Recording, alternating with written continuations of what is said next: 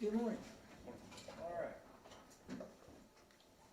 We are on the record here with the State of Ohio versus Bruce Foster, case 25 CR 73.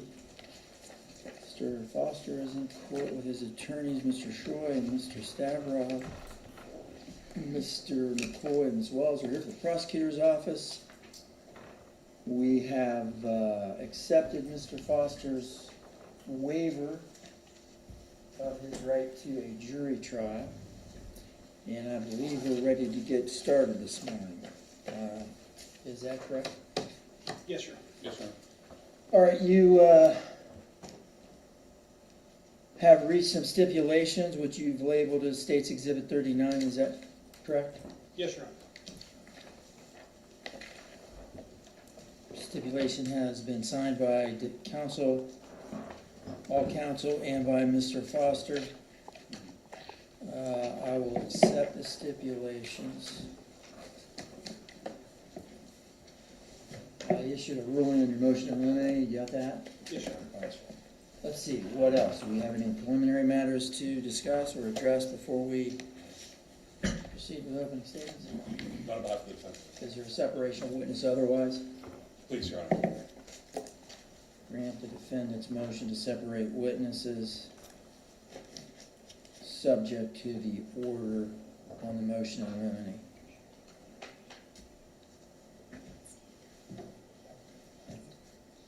Anything further before we proceed? No, Your Honor. All right. You have an opening statement, Yes, Your Honor. Mr. McCoy? All right, you may proceed. Thank you, Your Honor. Bruce Foster committed multiple counts of aggravated murder, felonious assault, aggravated burglary, as well as inducing panic when he engaged in a targeted mass shooting on February 4th, 2025. All 19 counts in the indictment contain a 3-year and 1-year firearm specification, as well as a forfeiture specification for the Glock 26 9mm handgun. Bruce Foster intentionally engaged in these acts. He was aware of the acts that they were crimes. He understood the nature and quality of his actions. On February 4th, 2025, Bruce Foster was scheduled to work at KDC 1 from 2:30 p.m. to 11 p.m. This was a relatively normal day for Bruce Foster. He woke up at noon, smoked some gelato marijuana, which has a high potency of THC, 23.5%. He ordered an Uber to work, and he arrived at work late, even though he was on a corrective action plan for attendance and tardiness issues. At 2:38 p.m., Foster walked into the front door of KDC 1, a manufacturing warehouse building. He walked past a clearly marked sign indicating that no firearms were permitted in the warehouse. He also walked past a security guard. Bruce Foster brought a loaded handgun that day, disregarding the clearly marked sign. He concealed it in his opaque backpack. He committed a trespass by doing this. Foster has been warned before about his opaque backpack. He was also aware from a January 8, 2025 meeting with Quality Assurance Supervisor James Himes, who you'll hear from today, Your Honor, that subsequent unauthorized absences or tardiness would result in termination. After committing a trespass in the occupied structure, he stored his backpack containing a loaded firearm in the first production office. He went to a change of shift meeting. He then worked on lines 7 and 17. He took his break and went to the cafeteria to buy a pop around 8:45 p.m. Bruce Foster, however, had a plan that day. He deviated from his normal work day. At 10:06 p.m., he went back to the first production office to start executing that plan.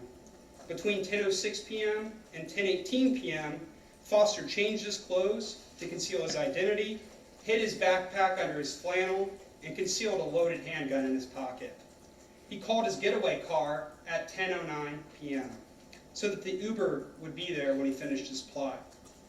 Angry about his plight of impending homelessness and his dire financial straits, he engaged in gun violence that day.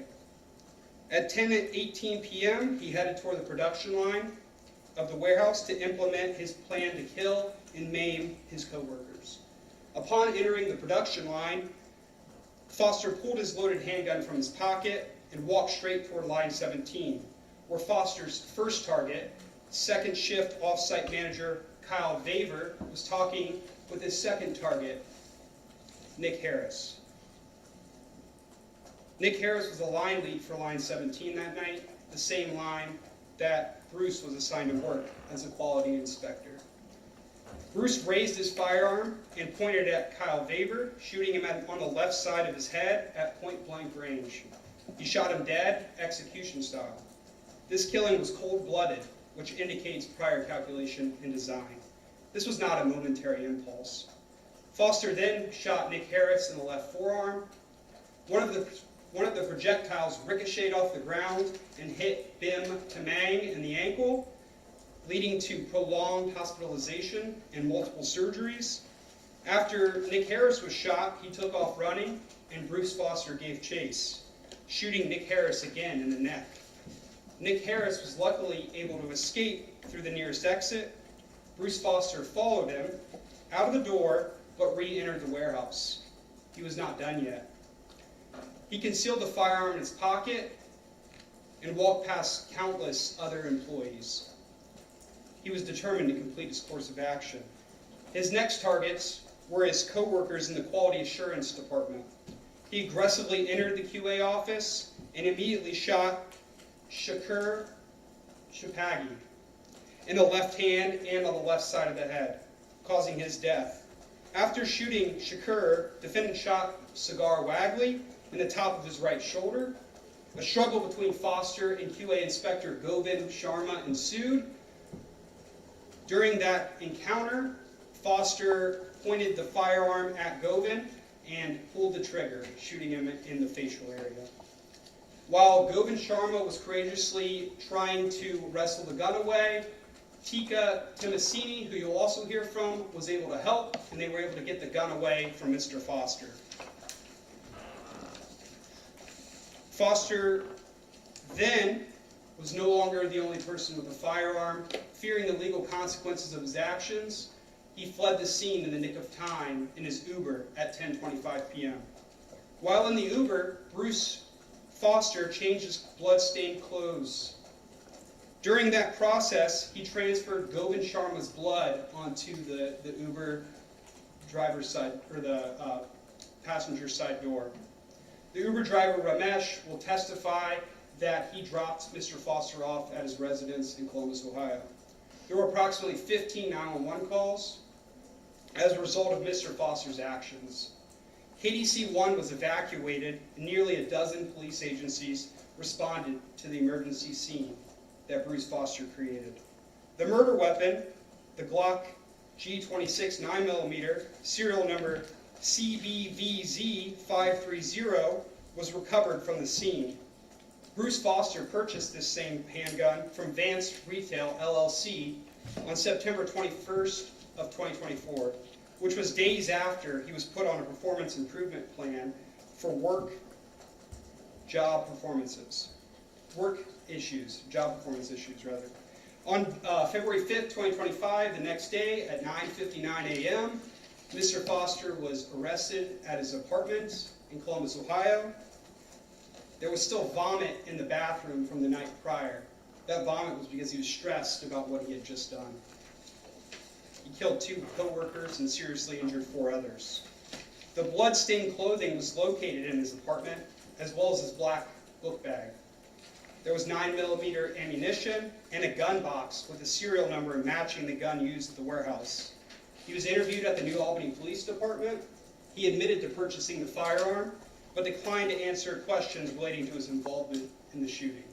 He was evasive and denied his involvement, stating he does not know what happened at KDC and people were just running. Not once during the interview does he say he acted in self-defense. That is because he wasn't. There was no imminent threat. He could have left the scene when he ordered the Uber at 10:06 p.m., yet he chose not to. There were viable means to escape or retreat if there was a threat, but there wasn't. Bruce Foster has raised the defense of not guilty by reason of insanity. Although he suffered from a serious mental illness, he was aware of the wrongfulness of his actions. He knew that his actions were illegal and that he did not have a legal justification. He knew that he was squeezing the trigger of a loaded firearm. He knew that bullets would kill people. He knew that he was firing bullets from a handgun at his coworkers. And he knew that murdering people is a crime. He had a plan to kill, and he followed through with it. In fact, he had a motive to kill. He was a disgruntled employee who could not hack it even when he was doing his best. He self-admitted that his biggest problem was financial stress, not threats or fear of physical harm from his coworkers. He recently resigned from his other job because he did not show up to work and was a subpar employee, just like he was at KDC-1. He was about to get fired from KDC-1 because the very people he killed and seriously injured were part of the reason he was having to be remediated at work. He was on the precipice of losing his job at KDC-1, and he wanted to end the lives of those he perceived had a plot to get him fired from that job. At the end of this trial, Your Honor, the state asks that you find Mr. Bruce Foster guilty of committing all of the crimes listed in the indictment and find the defense has not overcome the presumption of sanity. Bruce Foster was aware of the illegality of his conduct when he shot and killed two co-workers, Kyle Vaver and Shakur Chapagi, and seriously injured Nick Harris, Bim Tamang, Shagar Wagley, and Govind Sharma, which led to the mass evacuation of hundreds of employees and non-employees from KDC-1 in New Albany, Licking County, Ohio. Thank you, Your Honor. Thank you. Mr. Sherrill? Thank you, Your Honor. Your Honor, Bruce Foster is sitting next to me. He has no criminal history in his life. He's a 30-year-old man as he sits before you. At 28, he was in the KDC warehouse. And at 28 years old, he also had no criminal history ever. Your Honor, what you're going to hear throughout the course of this trial is that 5 forensic psychologists have all evaluated him. All 5 agree that he suffers from schizophrenia of a paranoid type, that he was in the midst of delusions, in fact, a systemic delusion that incorporated our reality into his misunderstood delusional reality. Your Honor, you're hearing kind of early, and I expect you to hear it again from prosecutors talking about motive. Your Honor, motive is something that can be attributed to somebody who's acting rationally. But then what I think you're going to hear from witnesses is that none of them actually had any problem with Mr. Foster. And Mr. Foster had no idea about anything going on with his personnel file. I think you're going to hear that instead of a criminal history, what he has is a psychological history. It started in the middle of 2021, so about 3.5 years before the incidents that take place here. Started in Georgia when he was with his sister, and it included more or less all of his family over time. Your Honor, the incident with his sister, he called and made a report to police who noted that there was a murder for plot hire in Bruce's mind against himself and his sister. He called to report it. It was over a $7,500 dispute that his sister at that point knew hadn't really happened. She didn't pay anybody $7,500. So at that point, his sister was aware that something's going on in his mind that's not actually happening. Something like the next year, Your Honor, we get to April of 2022, he's back with his mother. So now he's staying here locally with his family. Police are called because of volatile behavior. This is a progression for him. The volatile behavior gets the police called, and he reveals to the police that he believes he has cured COVID or maybe cancer. He tells them that his mother is trying to kill him for insurance money, that his mom is aware, there's 1, that she's not trying to hurt him, and 2, that there's no insurance money. Police from the Columbus Police Department react appropriately. They take him to Netcare Forensic, and Netcare gets him to Mount Carmel for a 72-hour hold so that they can evaluate him. At the end of the 72 hours, Your Honor, they don't believe that they have the appropriate findings to hold him involuntarily, so they release him, and within 6 weeks, they're responding to another call at his house, also involving his mother, and this time an adult male cousin. What you're seeing is a progression. Something that the court should focus in on is that from all the way back in 2021 on, Bruce is never treated psychiatrically with a psychotropic drug, so no medication to help him. So as he presents before the court, restored to competency and able to process everything that we're processing, that's not the Bruce that ever existed until this court ordered what Netcare Forensic eventually said, which is that he needed to be restored to competency. Your Honor, on that second pink slip, he tells the police who go to put him into their cruiser, just kill me, just do it now. He perceives that as he's being held by police that that's impending doom. And it's the beginning of a delusion that involves the police department. Your Honor, at that point, his mother realizes she's become quite a trigger for him. He continuously believes that she's trying to hurt him. And think about the relationships we're talking about. These are the most personal ones in his life. This is sister, brother, mother, father, and eventually grandma. Your Honor, reports will come from witnesses that Bruce was a loner, that he didn't have a lot of friends, even when he had co-workers at work, that he didn't interact with them very much, that in his personal life, he didn't interact with anybody. Your Honor, the second pink slip, he gets put into some behavioral. So that puts us at the middle of 2022. They diagnose him with acute psychosis. He is very much living in a delusion, and that it's acute in nature. Again, we're going to go another 2.5 years before he's actually treated for any of these symptoms. He reports that people are trying to harm him. They give him a prescription that he doesn't fill for stress. He reports that he's unable to sleep at night. They give him a prescription that he never fills so that he can sleep at night. And they prescribe him for the first time in his life a psychotropic medication to help cessate the symptoms of his schizophrenia that's acting on him with a diagnosis that he doesn't agree with. Problematic here is he's got the support system around him, Your Honor, is that he's got HIPAA rights. He's over 18. And because he believes his family is trying to harm him, he doesn't want them to know any of these diagnoses. And he doesn't agree with them. He believes that he's acting rationally and that other people's are irrational. At that point, he's linked with North Central Mental Health. He never goes. At times, throughout the next 1.5 or 2 years, he is nearly homeless. He's got family around and they don't let him fall into homelessness. They try to support him, but he holds everybody at arm's length. He doesn't want them around him. He believes that everyone's trying to harm him. That gets us towards the end of 2024. He did have 2 jobs. Your Honor, Bruce has attended the University of Akron. He has some undergraduate education. He ends up taking a class at Ohio State, or at least some sort of a educational study at Ohio State. I don't know if it was a formal class. And he's working at Chipotle on campus on the side.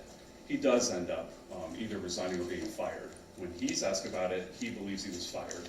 And Your Honor, we're at 2024 now. When he thinks he's getting fired, he thinks that this is the act of the mafia. He thinks that they have targeted him from the time he's very young, that they've infiltrated his family or his family has joined them, and that these actions of being released or fired from Chipotle, which is not borne out in Chipotle's records, they say he resigned, but that these things are further demonstration that his mental health is spiraling. He's still never been medicated. He didn't fill any of the medications that he was given when he was pink slipped. He didn't follow up with any of it. Shortly after that, he does buy a gun. That's going to be in September of 24. Your Honor, his paranoia has extended to the point he thinks that he needs to carry a weapon so that he can go to Ohio State University safely.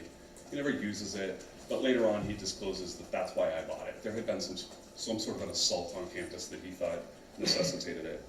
Your Honor, by October of 2024, so the month after he buys a handgun, he turns himself into an emergency room complaining of bullets in his elbow and in his knee. He's complaining of pain. This is a somatic delusion. He's misunderstanding what's happening with his own body. So he turns himself in. He gets about 7 x-rays while he's there. He reports that he's either got lead or a bullet still there. Remember, the notes indicate there's no compress that would show that a bullet had entered his body. There's no exit. We don't see any physical signs of this, but he's convinced. So they do 7 x-rays and report back to him, you don't have anything in your body. He also doesn't believe that. This continues to be something that he believes.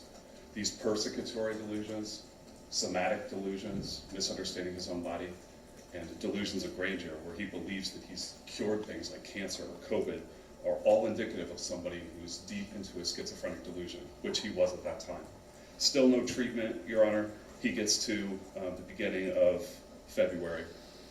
He's still working, but typical for somebody suffering from these kinds of delusions and with this much mental health problem, he's struggling. He's struggling to perform. He's getting to work late. He's struggling once he's there. He has got a lot going on in his mind that doesn't match with what we see. So at some point, there's a conversation, and the prosecution is going to try to turn this into a motive. Bruce doesn't know about any of it. At the beginning of January, they have a conversation with him about his work performance, but from approximately January 6th till about February 4th, we've got a month. And in that time, he's working 5 days a week. Different than in the past when his mother would sometimes pick him up and take him to work so he didn't have to spend money on an Uber. For the last few months, he had been Ubering. He doesn't trust her to get him to and from work. So he's taking an Uber from his home to work and from work back to his home. Ubers aren't getaway vehicles, Your Honor. They're just the only means of transportation that Bruce had, and he's been using it for some time by February the 4th. When he gets to work that day, he's not disguised. He walks in to a place where people know who he is. He walks in for his scheduled shift. He walks in and works approximately 7.5, a little bit more than that, of an 8.5-hour shift.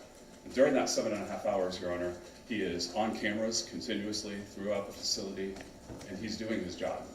Nothing unusual to him that day. But his paranoia is such that he later reports he knew at the end of that shift he was going to be murdered. He was going to be hanged by coworkers, and he specifically knew which ones. They had been part of a delusion as unwitting participants in the delusion for some time now. Your Honor, what you're hearing is it was targeted killing. Your Honor, these people were unwitting targets. From everything that can be gleaned from all of the records and all of the interviews, not one of them had ever had a disagreement with Mr. Foster. Not one of them had ever believed him to be a bad employee, given him a dirty look. To be clear, Your Honor, every one of these witnesses is completely innocent of any sort of disagreement with him. They didn't even deserve an argument with him, much less what happened. So you're going to hear our questions are sparing for these people. They were just unwitting participants in a delusion that Bruce was having, and they were there on that day. Your Honor, on that day, Bruce, in that confused state, does walk into the warehouse. He does open fire on people. It's captured on video. The prosecutors will play it for you. But what you're going to find out is that when he left there, he went straight back to his house, took a shower, and went to sleep in the house that he had been living in. He has an Uber trail because he orders an Uber from the warehouse straight back home. That's exactly how they find him. They follow the Uber straight back to his house. And he opens the door when police get there. I think he's got like a chain. He interacts with them, and they go in and take him into custody. And then he interviews. Your Honor, at the end of this, all of the accusations, as far as questions of fact, are likely to be little contested. You see the list of stipulations. It's significant. Your Honor, the reason is that this is not about what happened. It's about why. Thus, the plea of not guilty by reason of insanity. Your Honor, we think that after hearing the facts in this case and hearing from the medical experts that an insanity finding is probably the appropriate outcome here, and would ask the court to make that finding. Thank you. Thank you. Your first witness. Yes, sir.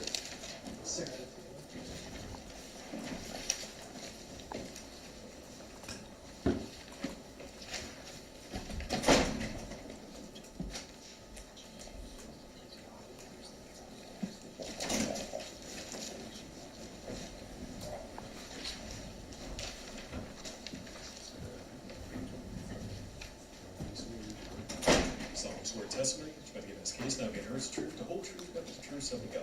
I do. See, you state your full name, spell your last name, please, for the record. Sarah Taylor, Taylor.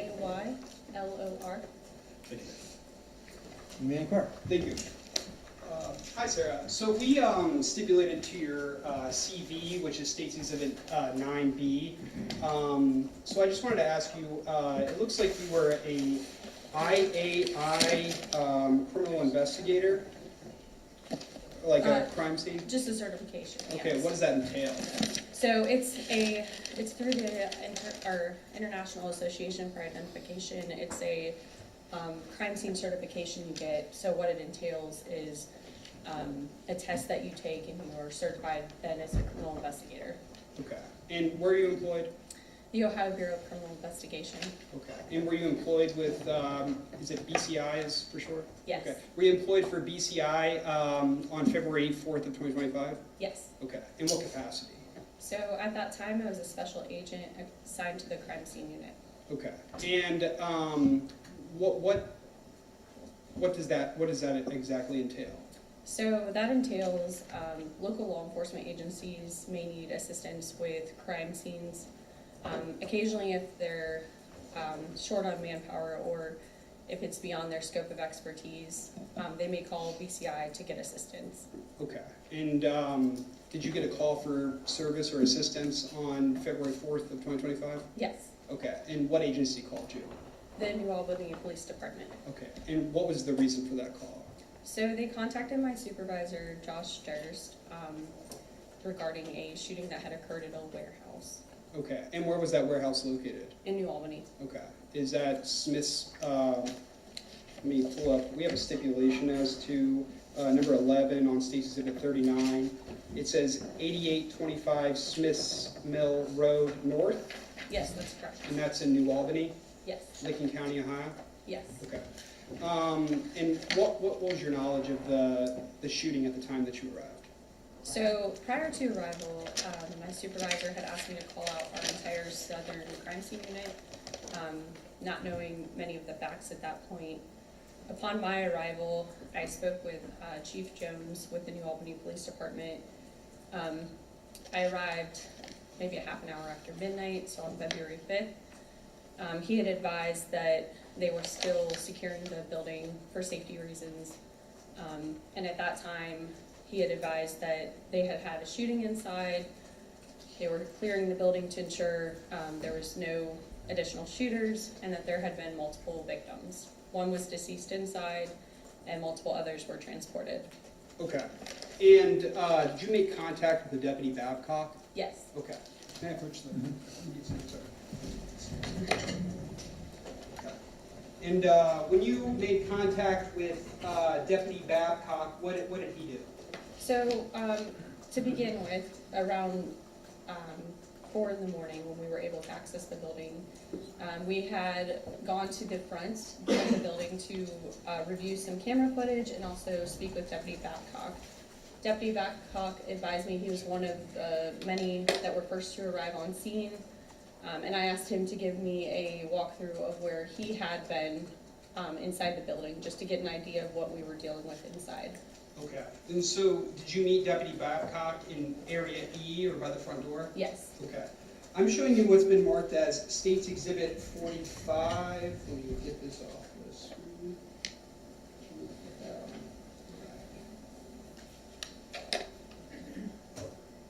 Oh, it's- Wait for them. You stay outside and wait for them to come out. Can you go check my friend episode? Okay, listen, hold on. all right. Hold on. I have another. All right. Do you see these two people here? Yes. It's not showing up on yours? It is. Oh. Yeah, I see them on the screen. Okay. And are they two of the shooting victims? I don't know. They weren't. I did not see them when I was there. Okay. And so Deputy Babcock just kind of walked you through where he went? Correct. Okay.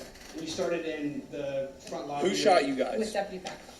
Do you know who it is? Yes, Bruce. Bruce. Sir, you cannot go outside. Outside. I don't care. You can put the jacket back in a minute. Outside. But that's my dad, man. Hold on. Listen. He's I'm trying to figure out who shot you so I can get there. our QA, Bruce. He shot one of our QA, and he shot him. And I grabbed the gun. In the process of taking his gun away from him, I got shot, and I took away gun. And it's over there. I give it to the lady. Okay. So Bruce shot you, Yeah. All of us, not the and state. you took the gun. Yes. And that's the gun that Bruce shot you with. So Bruce is the only person that shot you. Yes. Okay. And one guy is probably like he shot in the head, like our QA. Can you just make I sure it's called- okay I or called not? You 911. can talk to us Hold on. later, man. Hold on. Okay. I called 911 already. They Okay, said you have the. Bruce, B-U-R-C-E, right? Yes. What's Bruce's last name? Foster. Foster, okay. Oh, fuck. Okay, Okay, listen, Two people shot. Three. okay. At the far south end, I've got officers down at the Hey, south just end. go make sure if it's okay or not, please. Okay, listen, hold on. These two guys are outside. They're outside? Outside the building, not inside. Okay, at the far south end. Okay, there's PD out there as well. Okay. 68751. You want the key card to get entries? Yeah. We've got about 3 shot outside. I need at least 3 medics up here and some other units to scene control. Okay. Back to you, but I can't get him until it's safe here, okay?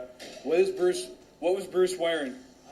I fought him. I took away gun from him in the process. I was shot, and I gave the gun to my lead. Probably there. That's all I know. And he. Okay. Okay. Where are you exactly? We were just inside the QA No office. idea where I'm sorry. Okay. It's behind It's you. in I the- cannot come here. No, we've got a mess going on here, but I Okay. can't talk right now. I've got a right here, and I've got Govin, and I've got All a right. shaker with me. Sir, the shaker is down. Cigar. Okay. What does it look like right here? You're right. You're talking, you're breathing. That's all that matters, okay? All right. Hold on, I need you to watch out for a second. Where are you shot at, buddy? I think they're down there. I cannot Your move shoulder my blade. head. Okay, hold on. I cannot. I know. Listen, it's gonna hurt, dude. Okay, you're shot in the back. Okay, can you breathe? Yeah, Just keep I'm breathing. That's the only thing you can do right now. All right. What'd you say? No, they have the retrieve the gun. How long does the medic take? It's coming. The medic won't come until it's secured here. Yeah.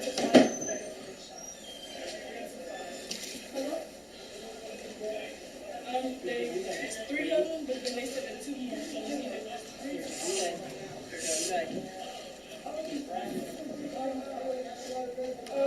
There's one later. Okay, listen. Hey, I'm gonna walk you two out, and we're gonna go to the medic. All right, and we're gonna get you out of here.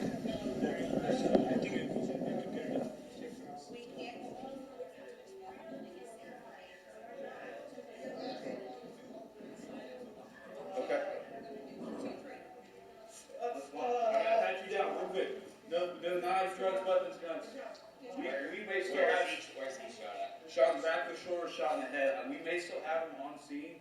So I'm just trying to get them in the back of the squad and get them at least out of this area.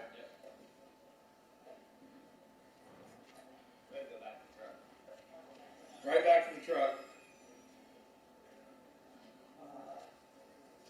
I'm walking my truck and I'll be back to you.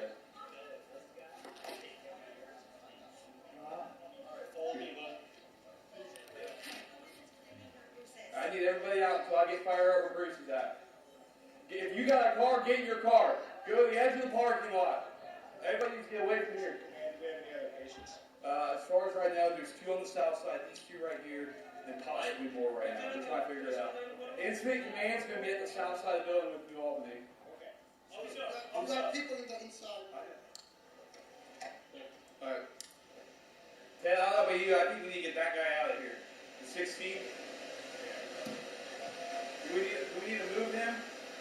Take him to the medical? Is this the QA office?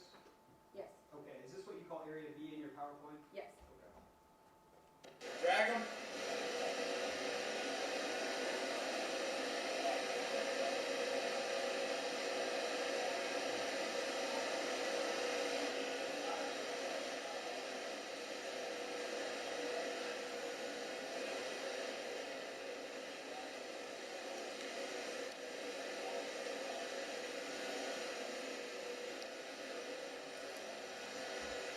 Ted, you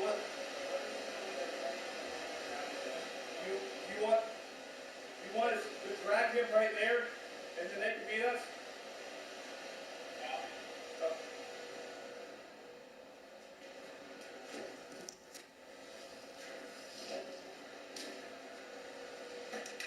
I got shell casings in here. Yeah. Is this our shooter? I have shell casings on the floor right here. I got shell casings and a bullet.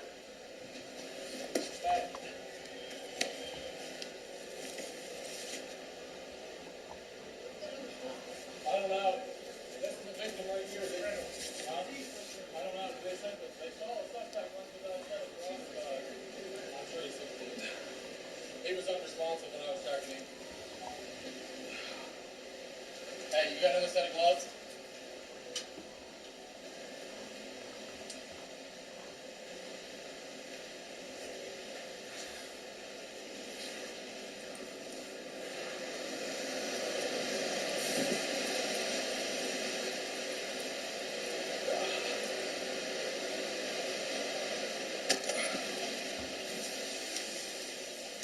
Is this Area B as you described in your PowerPoint? Yes.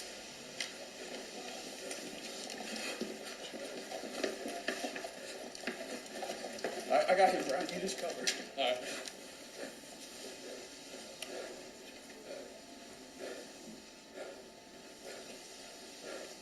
Did you make contact with any other officers? Yes. Okay, what officer did you make contact with? New Albany Police Officer Sarah Binka. Okay, and what did you learn from Officer Binka? So Officer Binka was stationed to stay with the deceased in Area B. And she had pointed out, Area A, and she had pointed out that when she had arrived, she had noticed the deceased proceeded to go out the man door that was in that area and found approximately 30 or more people outside. A couple were injured. Okay, so the defendant went out the man door? You said the deceased went out the man door? No. She advised where the deceased was. She Okay. saw the deceased inside and then proceeded to the man door in the back and described how she saw multiple personnel from the warehouse outside. Okay. And so KDC was evacuated? Correct. And you created a PowerPoint regarding this particular case? Yes. Okay.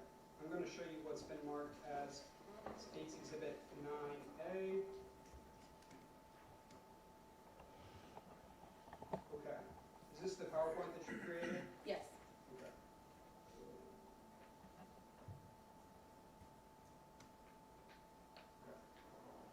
I'm showing you this warehouse layout here, correct? Yes. Okay. And so Area A, can you describe what happened in Area A, where it is? Sure. So Area A is on the east side of the warehouse. The body of Kyle Baber was located in Area A. Also included in Area A, if you look where it says man door exit, if you go outside of there, there was some evidence outside, and this is where the New Albany police officer had advised people were standing outside. Okay. And Area B, is that what we just saw on Deputy Babcock's body worn camera? Yes, so Area E is just west of Area A. Where the arrow is pointed in that picture, that's where the office is. So Area B consisted of the office as well as just outside of the office where we located evidence. Okay. And so Area B would be the Quality Assurance Office? Correct. And Area D is where Shakur's body was dragged to by Deputy Babcock? Yes, based on the blood that we saw, I would assume medical intervention had occurred in this area. Okay. And Area C, can you describe what Area C is? Yes, so when we had reviewed some video surveillance, we were originally advised that the suspect had left in an Uber vehicle, so we wanted to see where he exited to help us identify any potential evidence. Per the video, Area C is the exit of the suspect, so all of the arrows you see, he went down aisles between 4 and 5, continued south out of the building, and then turned left, so turned east, and then exited out the van door next to Bay 7. Okay. And I'm showing you the slide on your PowerPoint of Area A. Is this Kyle Baber right here? Yes. Okay. And was he deceased when you made contact with him? Yes. Okay. And it looks like you marked a Black Hawk holster as A1? Correct. Okay. Whose holster was that? We don't identify who it belongs to, we just collect it as an item of evidence. Okay. And who's the only person who you believed had a gun in the warehouse at that time? We were advised that Bruce Foster had a firearm on him, and per the video, we did see a gentleman walking through that area. Okay. Who you believe was Bruce Foster? Correct. Okay. And did you see a picture of Mr. Foster? Not at the time, just the video. Okay. And do you see Mr. Foster here today? Yes. Okay. Can you point to him and describe what he's wearing? Yes. He was wearing a blue formal shirt Stipulate. with a tie. Thank you. It looks like you also found a cartridge, A3. So that means that it's unspent, right? Yes. Like it hasn't Correct. been shot? Okay. Correct. So how could a unspent cartridge just end up on the ground? There's some potential ways. So it could happen many ways. Someone could have it in their pocket, in something that they're wearing, a backpack. It could fall out. Again, they could wrap the firearm and it could eject. Just multiple different ways that you could have a cartridge. Okay, so I could shoot a gun and then think I need to rack it, and then a Sure. unspent casing might, or a cartridge might fly out. Yes. Okay. And how many casings did you find right here? In this area, we found 2 9mm casings. Okay. And does that indicate at least 2 shots Yes. fired? Okay. And this is Kyle Baber again?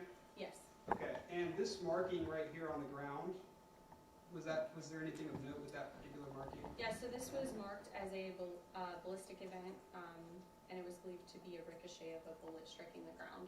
Okay. And was there a victim that was shot by a ricochet shot? Yes. Okay. Can you describe this particular particular slide? This is just another overview of evidence that was collected. You have item 4, which is a pair of broken glasses, item 3, which was that cartridge we saw on the previous slide, and item 2, which was the 9mm casing. Okay. And then this is Kyle Baber. Yes, this is just an overview of evidence as well as the deceased. And how did you determine that he ended up in the way he is in this photograph? So the pooling of blood underneath his head would indicate that he was there and had not been moved from that spot. Okay. And how did you believe that he ended up in this position that he's in? There were suspected gunshot wounds to him. Okay. And did the video that you reviewed from KDC show that? Yes. And did it appear to be a close range shot?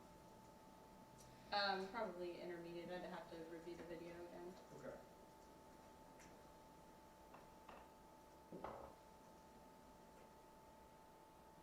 And is this just a lining up of all the different evidence that you found in this particular area by Mr. Weber? Yes. Okay. And what is this particular, what's the significance of this photograph? So this is marking item 10. When we reviewed the video, the hat that we located on the table appeared to be the same hat that the suspect was wearing. Okay. And the suspect being Mr. Foster? Correct. Okay. Did that hat fly off of him when he was running? Potentially. Okay. And did anyone exit through this particular door? So according to the video, Mr. Foster had opened that door, and there were a lot of people who had evacuated out of this door as well. And did he chase anyone out of this door? Yes, he chased them, but then had turned around and come back inside. Okay. And this is just a close-up of that particular hat? Yes, The Supreme jean hat, is that what that is? I believe so. All right, and what is this photograph showing? Is this right outside of that door that we just saw in Area A? Yes, this is on the east side of the building, just outside the door. Okay. And it looks like on A14, there's another cartridge. Correct. Okay. And so we saw the holster back there, right? Back in where Kyle Baber was shot. Yes, But now we're seeing another unspent cartridge. that's correct. Okay. And could that indicate maybe a gun jam or a racking of the slide? Absolutely.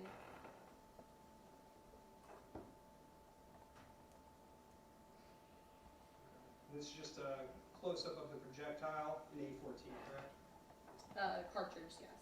Yeah, or not projectile, but cartridge, my bad. Unspent cartridge.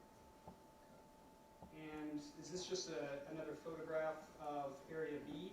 Yes, so this is Area B, and if you were taking this photograph, the office would be directly behind you. And so there was a projectile found right here? That's correct. Okay.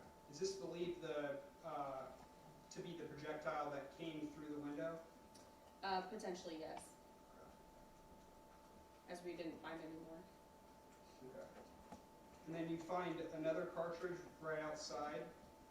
Yes, so where you see in that top right picture where the number 3 is, that's where that cartridge is. And beyond that, if you were to go straight down that yellow walk there, that would lead you into Area A. And then between 3 and Area A, there was a drip trail as well. Okay. And we saw Deputy Babcock's body-worn camera, and it looks like he dragged...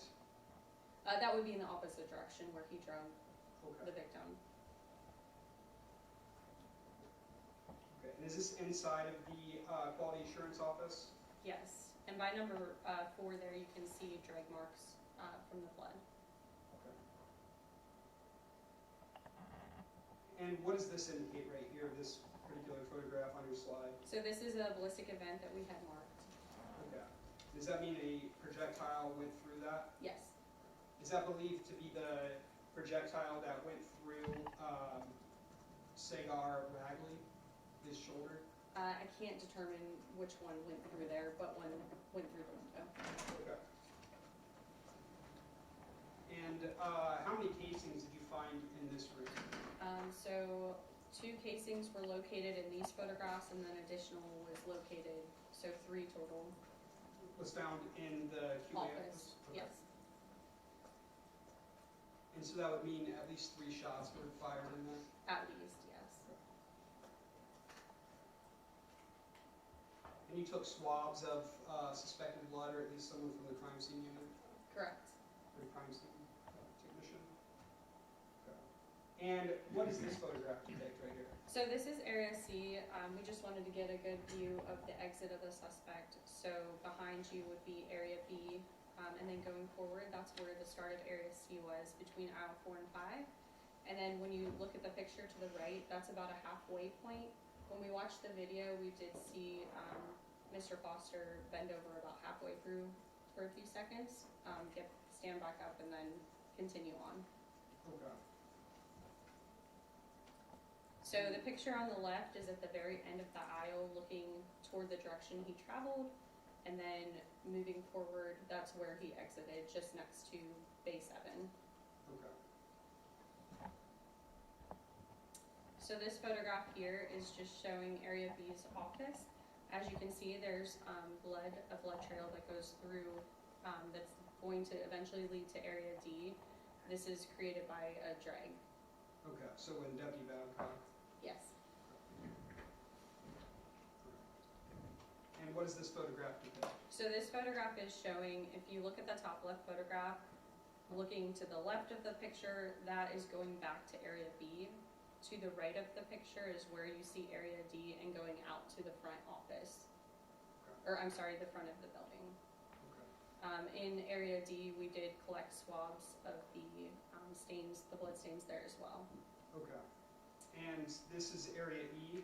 So this photograph on the left is looking back towards D, and to your left would be where you're going into Area E. Then you turn, when you turn to your left, that's showing exiting at Area E. Okay. And so this would be the front door? Correct. And this is in Officer or Deputy Babcock's video. This is where you saw the 2 victims who were sitting down on the ground? Yes. Okay. And what does this photograph here of Area E show? So these are just items that have been collected in Area E inside the building. So E8, as you can see, is a white jacket and towel with suspected blood. E9 is a transfer stain on the counter, which was also swabbed and collected. And then E10 is just below that counter, another transfer stain, and a swab of the suspected blood was collected. And is this the front door area of KDC? Yes, so this is looking at the front door, also Area E just outside. Okay. And you found a hairnet outside? Correct. Okay. All right. Is this the firearm that was located that you believe was the murder weapon? Yes, so crime scene technician Dylan Weichel had collected this firearm from Sergeant Terrence Nemeth, if I'm saying that right. He had placed it into Cruiser 64, so this was then turned over to our CST. Okay. And did it have a magazine? Yes, it was handed to him with the empty magazine and 1 loose cartridge. Okay. And did he indicate whether he took out the... I believe it was handed to him all separated. Okay. So someone may have... My assumption is they made it safe, yes. Okay. And that's typical? Yes, if you're going to move a firearm, then yes, you'd want to make it safe. Okay. And in this particular picture on the right, it says scene 3. What is scene 3? So scene 3 is Bruce Foster's residence. As you can see, the serial number on the firearm that we identified from scene 1 was CBVZ530. We found a empty Glock 26 case with the same serial number inside of Bruce Foster's home. Okay. And so they match? Correct. Okay. And were you aware of the receipt from where Bruce Foster purchased this particular firearm? Was this inside his residence, you're saying? No, they collected it later? No, I was not aware. Okay. And this is a photograph of scene 3, and that is Bruce Foster's residence, you said? That's correct. Okay. And what did you observe when you went into the bathroom of scene 3? So just to give you some reference, we're looking into the bathroom here. To your left would be the door entering into the apartment. So this is immediately to your left. And inside here, we located a black backpack with various items, which we'll see on the next slide. And then item 2 is going to be all of the clothing that matched the video inside the warehouse with suspected blood on it. And then that top left corner there is suspected vomit all over the bathroom. Okay. And whose vomit is this suspected to be? I can't say, but I mean, being Bruce Foster's apartment, you could assume that it was his. Okay. Especially with his clothing right next to it. Okay. And you said the clothing on that's under 2, the exhibit sticker 2, is had blood on it? Correct, and it appeared to match what was in the video that Bruce was wearing. Okay.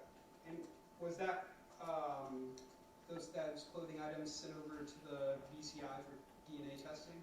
I believe so. New Albany Police Department would ultimately submit. Okay.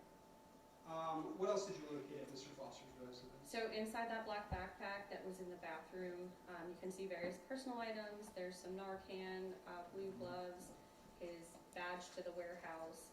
Also inside of the black backpack, we located a box of cartridges, 9mm cartridges, and then also a magazine that had been loaded with 10 cartridges. And those were placed aside for photographs. Okay, so these items were inside of that book bag? That's correct. We just separated them since they were firearm-related evidence. Okay. And it says 11.1 there, but it should be 1.1. Okay. Yeah, 1.1 right here, like it says Correct. there. Okay. And Narcan, what is that used for? So that's typically used for an overdose. Okay. Of what kind of drug? It could be various drugs. Okay. And is this the clothing with suspected blood that was found in the bathroom? That's correct. And these are the items that you believe that he was wearing at the time of the shooting? Yes, it appeared to match the items in the video surveillance, which we'll see on the next slide. Okay. And this is Mr. Foster? Yes. At the warehouse? Yes. Right before the shooting? That's correct. Okay. And what does that appear to be? That appears to be a firearm. And so it looks like you have a scene 2 as well. What was scene 2? So scene 2 was the Uber vehicle that was believed to be used by Bruce Foster to leave the warehouse. I had my supervisor, Josh Durst, go process that. He had located 3 transfer stains in the rear passenger side of the vehicle and had collected a swab of suspected blood from the door. Okay, and that was sent off for DNA testing? I believe so. Okay. And are these the items that you collected from his residence on the bottom? Yes. Scene 3? Okay. So we got scene 1, which is the warehouse, which has, what, A, B, C, D, E? And E, correct. Yeah, okay, so 5 areas within scene 1. Then we have scene 2, which is the Uber. Correct. And then scene 3 is his apartment. Yes. Okay. All right. And you were present at his apartment as well? Yes. Okay. And so you haven't seen the DNA results? No. Okay. Was that a firearm sent off for source comparison analysis? Yes, it should have been. Okay. All right.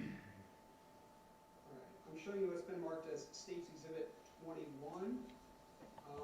This is, you know who, oops, Daniel Steiner is? Yes. Okay. And does it appear that he did a source identification analysis? Yes. Okay. And what's source identification mean? So this is really outside of my area of expertise to testify about, but he is potentially, in this case, trying to match the casings to the firearm. Okay. And so this has been stipulated too. What is a source identification? So according to this, the observations provide extremely strong support for the proposition that the evidence originated from the same source, and the likelihood for the proposition that the evidence arose from a different source is so remote as to be considered a practical impossibility. Okay. So essentially, some of the casings that they found at the warehouse match this particular firearm? Correct. Okay, and it was operable? Yes.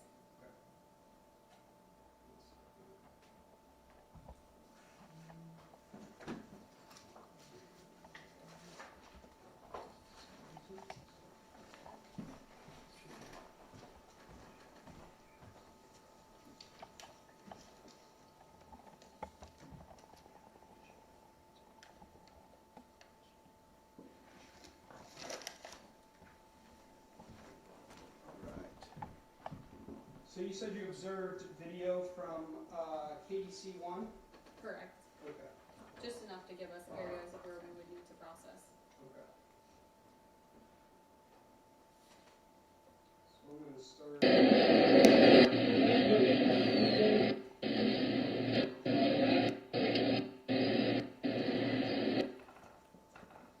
Okay. So this is State's Exhibit 2A. I'm starting at 2:53 in the video at 9:56 p.m. Is this some of the video that you would have reviewed? I saw very short snippets. We had other SIU agents who were reviewing most of it. I saw snippets that could help us find the evidence locations. Okay. So potentially I could have seen some of this. Okay. So I'll show you from here.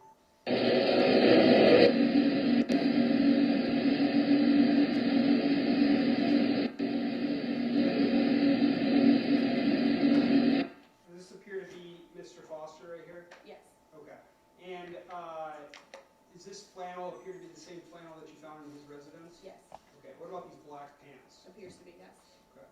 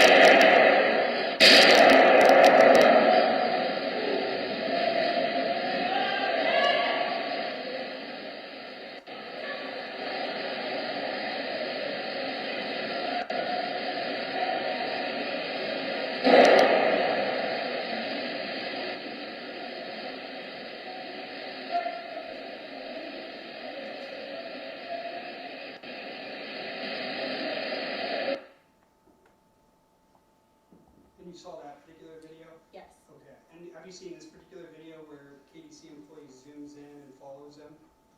I don't believe so in this one. The previous one was Area A, but Okay. So this is Area A as well. yes. Okay. Yes, I saw this. This is that original video, correct? Yes. Yes.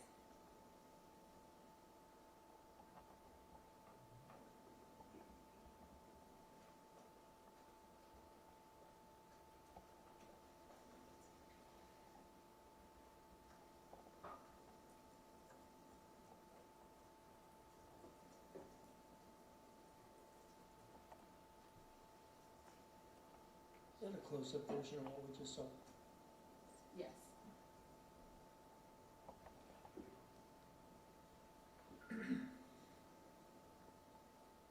And this video is showing Bruce chasing after Nick Harris down line 7, right?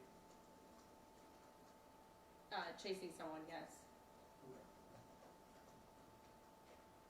Is that Bruce right there running?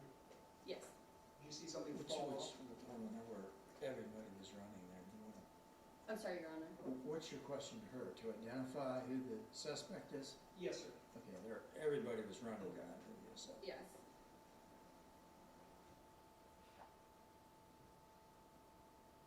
Is this Mr. Foster here? Yes, with the flannel shirt. You put a mark on the screen, it'll show.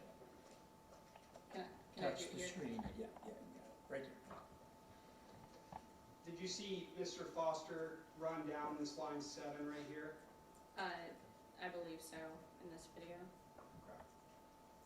And then this is Mr. Foster here. Yes. And where is he heading toward? He's heading toward that man door in area A. Okay.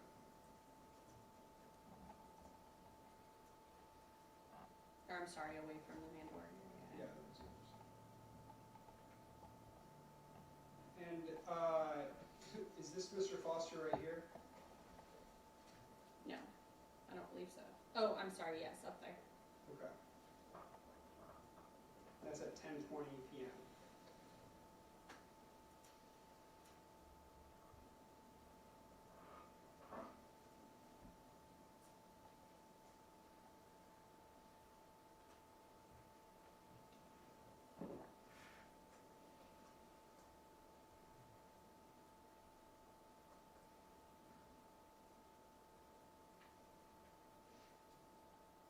Does this appear to be Mr. Foster? Yes. Okay. And this is at 10:20, 28 p.m.? I did not see this video, but yes, Okay. it appears by the timestamp there.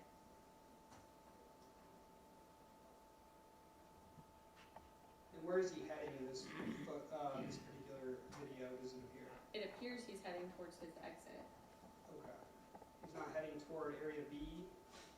I apologize, I haven't seen that video. Oh, okay.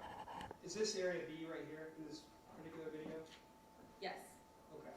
And is this the QA office? yes, behind, yep. Okay.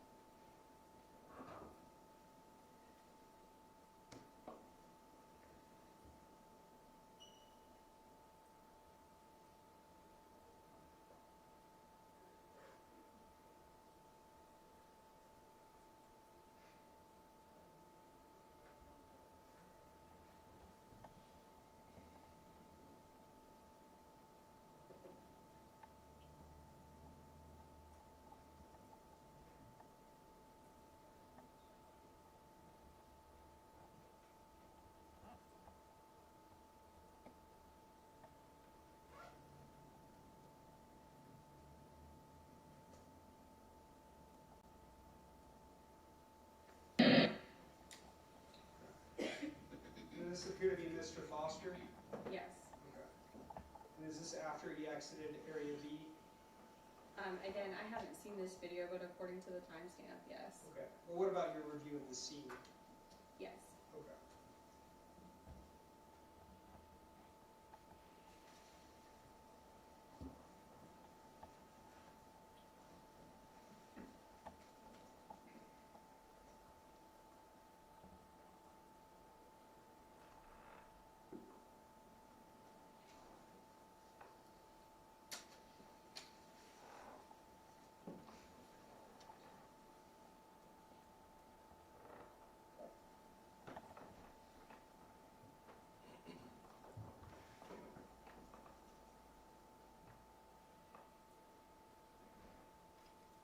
Where is he walking now, based on your understanding of this scene? That appears to be area C, his exit. Okay.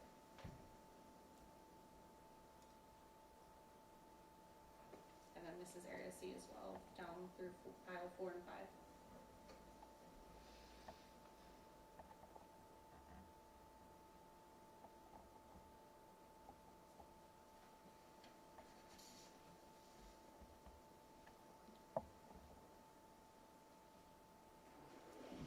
What does he appear to be doing now? Just stopping and bending over, just like I notated before, we got pictures through, search for any type of evidence, but just bending over on his way out.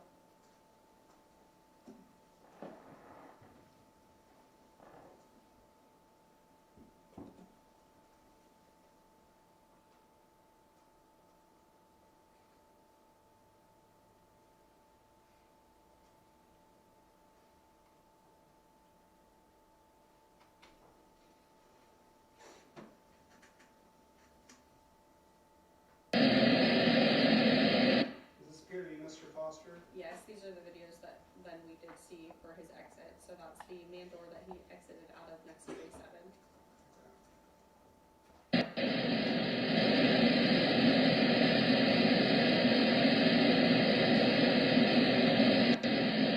And what time did he exit the warehouse?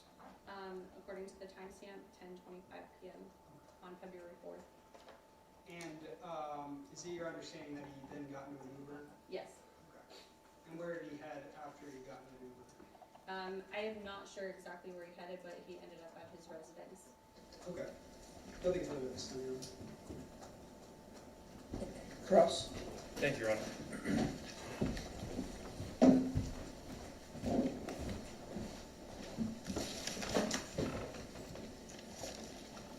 Taylor, good morning. Good morning. My name is Jeff Stavro. I'm going to ask you questions about it. Okay. So, it's not disputed that this scene at KDC 1 was pretty horrific when you arrived, right? Yes. You're still trying to sort things out, and in fact, the law enforcement officers, the first responders, still had no idea whether the shooter was actually inside the building. That's correct. Okay. You eventually viewed the video in the surveillance footage, which was extensive in KDC 1, right? Yes, partials of them, correct. Right. It'd take a lot of time to look at every single surveillance camera. Correct. So the compilation that Mr. McCoy showed you fairly shows Mr. Foster coming in and out of the KDC 1 warehouse, right? Yes. At no point during that time that do you see him wearing a mask, correct? Correct. So you can clearly see his face, right? Pretty well, yes. Okay. He's African American too, right?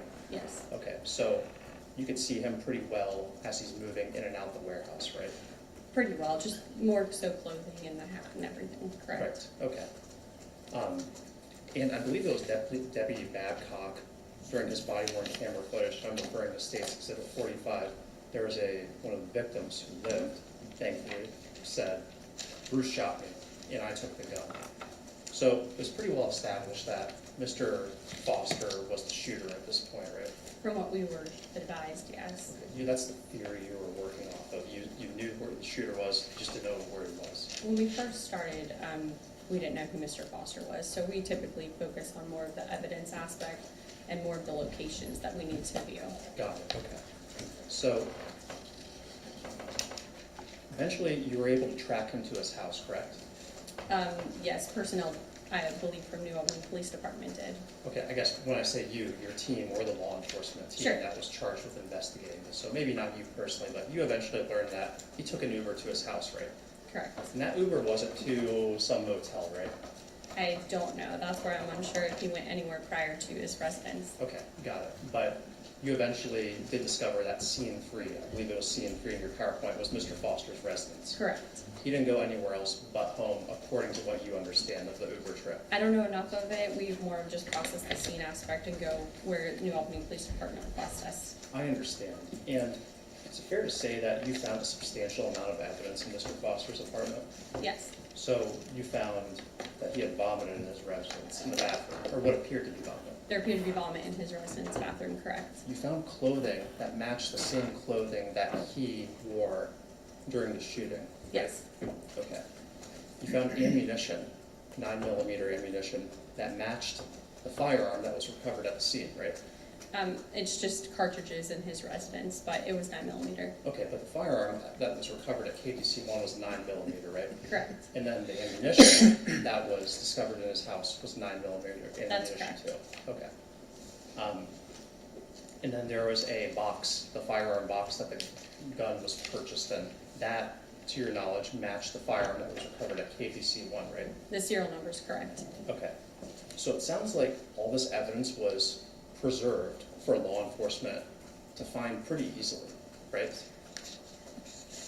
It was preserved for New Albany Police Department, yes. Okay, so New Albany Police, or you didn't have to go digging through a dumpster, right? Correct. You didn't have to go into the sewers. That's correct. You didn't have to check a nearby retention pond or some other place. That would be a really good place to stash evidence, right? Yes. It was found not only for you to preserve for this case, but also in Mr. Foster's apartment. That's correct. Okay. I noticed that there was a Narcan box in there. Narcan is generally, a drug that reverses the effects of an opioid or drug overdose, right? Correct. Based on your knowledge, was any of that used? Not on my knowledge, no. Okay, so that appeared to be an intact package. Yes. Okay.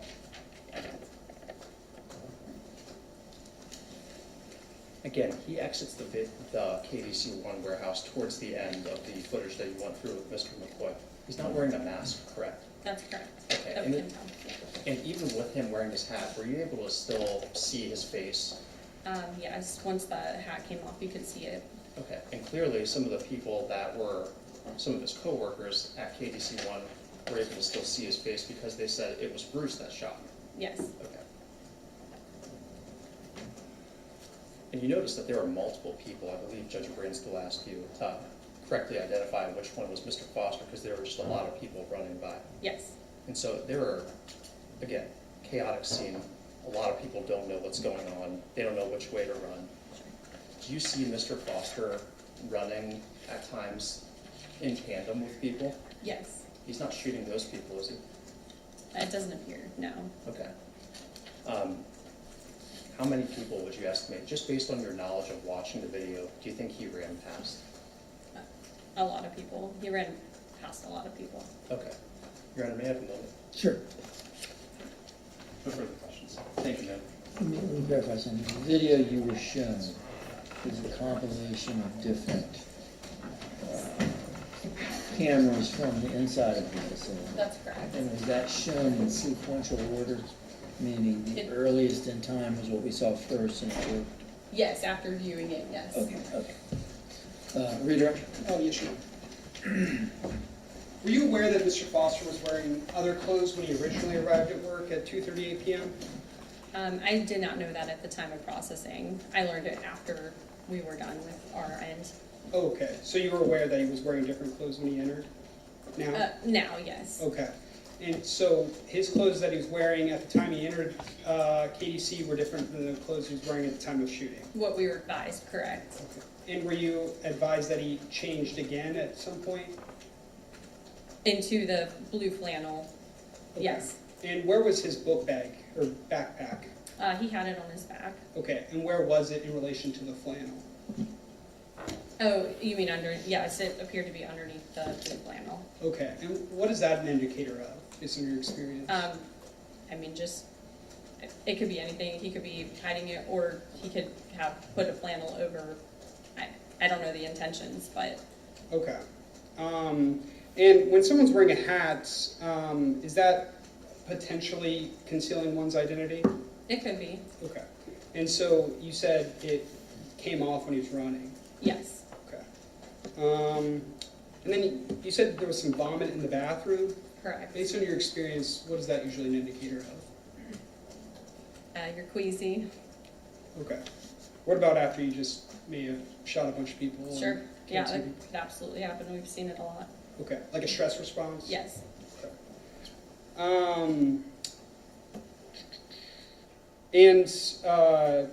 Mr. Stavroff asked you about, oh, there's people there that were able to identify him. And that's because they weren't dead, right? Correct. Okay, so like some of the victims who he didn't complete his mission to kill were able to identify him? Yes. Okay. 1 second. Nothing further. Recross? Yes, Your Honor, may I have just 1 second? Sure, sure.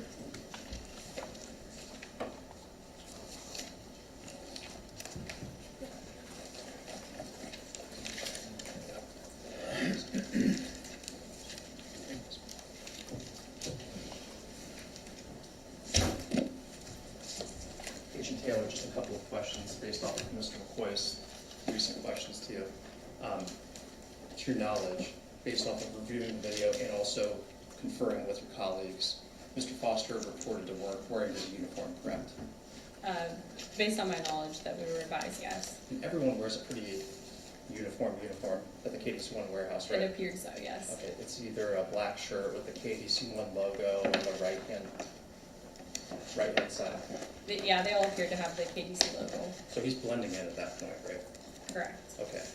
When he's committing the shooting, he changes clothes and he's wearing something that no one else is wearing, right? That's right. At least to my knowledge. I could be wrong because KDC-1 is a very large facility. He's the only one in these videos that's wearing a flannel shirt, right? That's right. He's the only one that's not wearing a face mask, right? Yes. He's the only one that's wearing a blue hat, American Eagle, or I forget what Mr. McCoy said, but it's a very light blue hat, right? Yes. So he's not blending in when he's doing this, right? That's correct. Thank you very much. No Yep. further questions, Your Honor. Thank you. You may step down. Thank you, Your You're Honor. next witness. James Himes.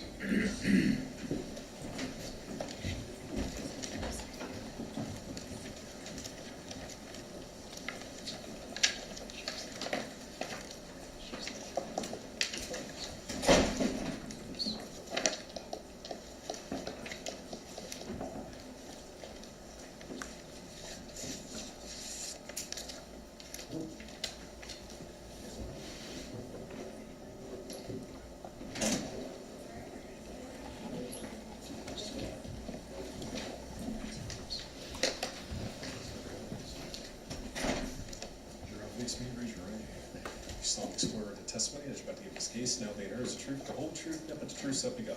Yes, I do. Yes, you. State your full name, spell your last name, please, for the record.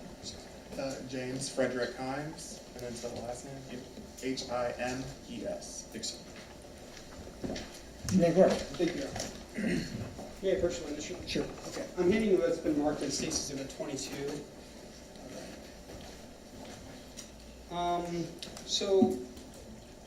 That's just for reference later, I just wanted you to have it, so. All right, so, on February 4th, 2025, did you work at KDC-1? Yes, I did. Okay, and what was your position at KDC-1?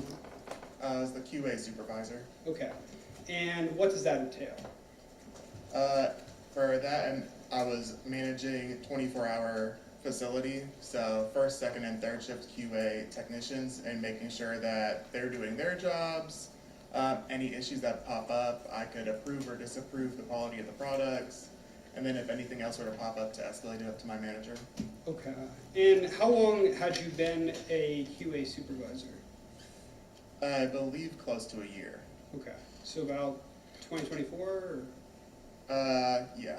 Okay, like the beginning of 2024? I believe so. I believe the beginning of 2024. Okay. I've worked at KDC for a total of 4 years. So 2 years as a microbiologist, a year as a supervisor. Okay. Do you still work at KDC-1? I do not. How come?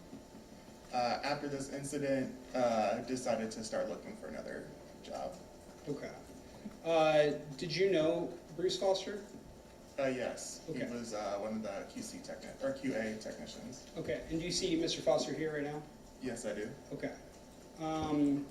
And what was Bruce Foster's role when he was under your supervision? He was one of the second shift quality technicians. So he would go to the production lines, he would check batch change, he would ensure the batch changes were happening appropriately, make sure that the quality of the product that was being put out by the production personnel was up to our standards and customer standards. Okay.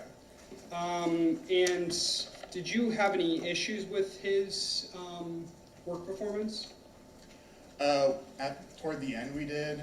At the start, of course, there's always going to be issues when you hire a new person and you're training them. But we did have write-ups. I think you've been in here somewhere. But we had write-ups. We had issues with him sleeping in the office was one of the write-ups. We had an issue with attendance, and then just overall performance issues throughout his time there. Okay. And so, do you remember when Bruce Foster started working for KDC-1 again? I don't remember off the top of my head. Okay. If you could look at State's Exhibit 22A, it looks like an offer letter. looks to be 4/1/2024. Okay, so he started working there again on 4/1/2024? All right, and you said that it's common for some people to have, some issues at the beginning at least? Yeah, during training period, I mean, that's common to see, so. Okay. How long is the training period, would you say? Typically 60 to 90 days. Okay, so 5 months is more than 60 to 90 days? Correct. Okay. And if you look at C2 in there, in that packet, Yes. all right. Does that say check-in, 15-day human resources? Correct. Okay, and it says Bruce Foster at the top? It does. And it has your name at the top, supervisor? Correct. Okay. What is this 15-day human resource letter in C2? This is a form that Human Resources would go over with the employee or with Bruce. They would it's a general check-in form to see how they're doing after about 2 weeks on the job. Okay. And on number 3, it says, how are other employees making you feel welcomed? What did he say? The response here just says good. Good, okay. And you said that there was some performance issues? There were, yes. We've had issues, and they may not be documented, but this is for other techs as well. Issues where they miss something, they miss a check, and it leads to rework. So additional labor hours being spent on prepping or remaking the product for the customer. Okay. I'm going to point your attention to 22G.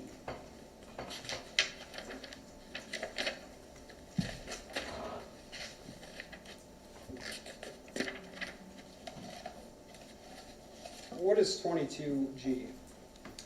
This is a corrective action form given to Bruce. Okay. And what's the manager name there? My name, James F. Himes. Okay. And what did this corrective action from 9/10/2024, what did that entail?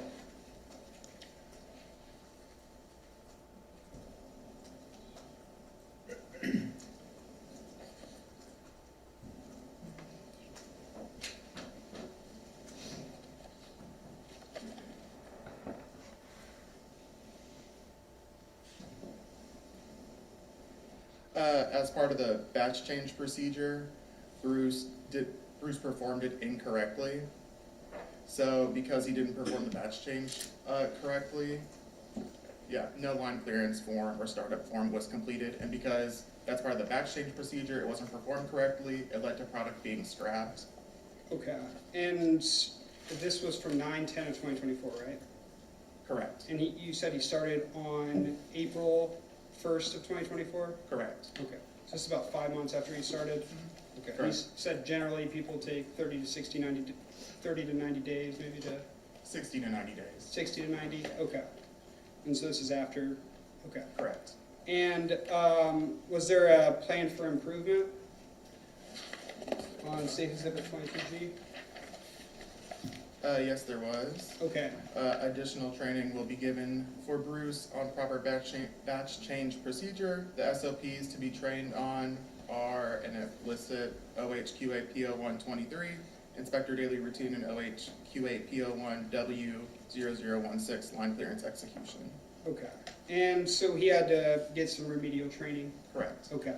And I'm showing you 22H, which is right after that? Mm-hmm. Okay. Is this the remedial training that he may have gotten? Correct, it is. Okay. And so what date was this training? The training was from 9/16/2024. Okay. And did he sign this QA form in 22G, which is right before that one we were just talking about? Did he sign that? Yes, he did. And what day? He signed it on 9/16/24. Okay. And so you trained him up, and did he have any additional performance issues after that? He did. Okay. So can we look at 22J?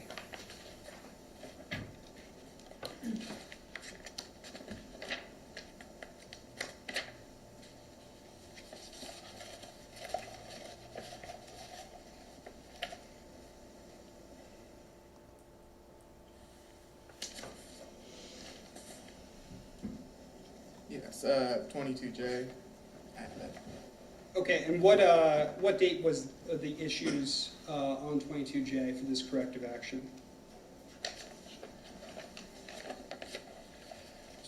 The date of this is 11/12/2024. Okay, and what was the issue in this particular corrective action?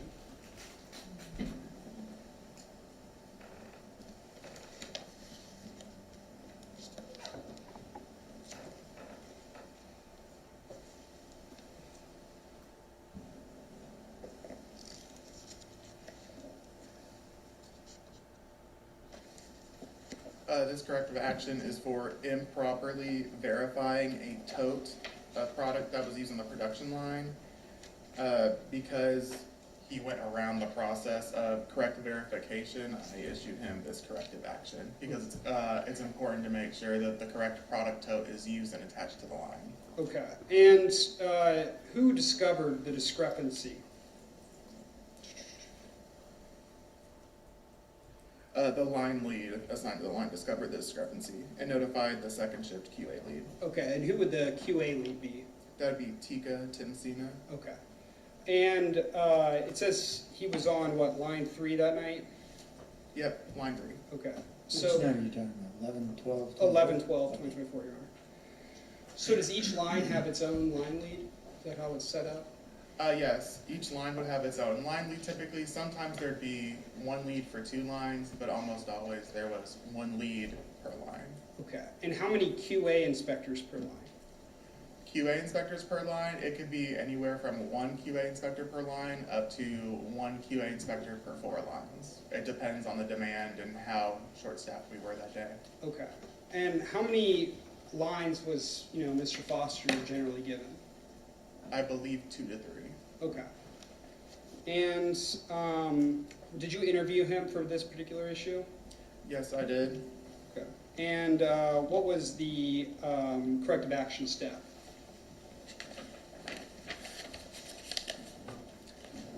The corrective action step states Bruce will receive training on SOP, OHQA PO123, the daily inspector routine, which contains how to verify totes and tanks correctly.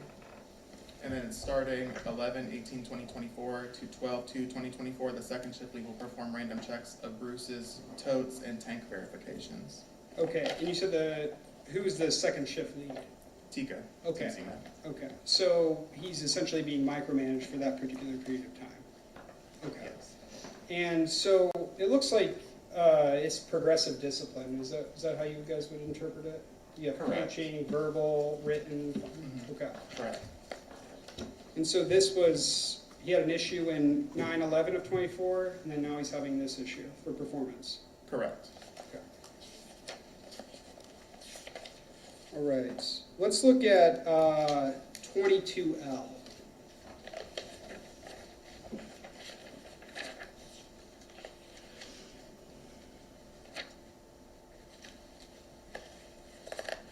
Do you see 22L? Yeah, I have it right here. Okay, and is this another corrective action form? Yes, it is. Okay, and what does this particular corrective action form deal with?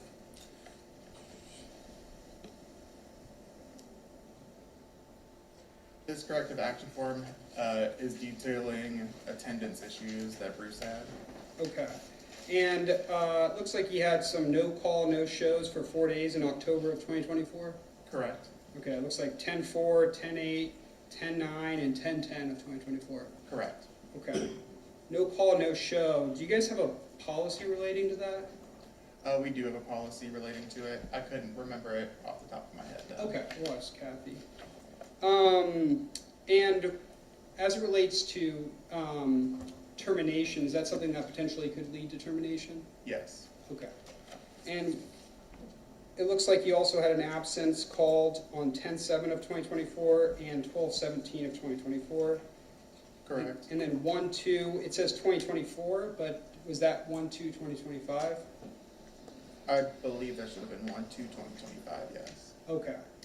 And it looks like it says he has 23 points. Mm-hmm. What does that mean?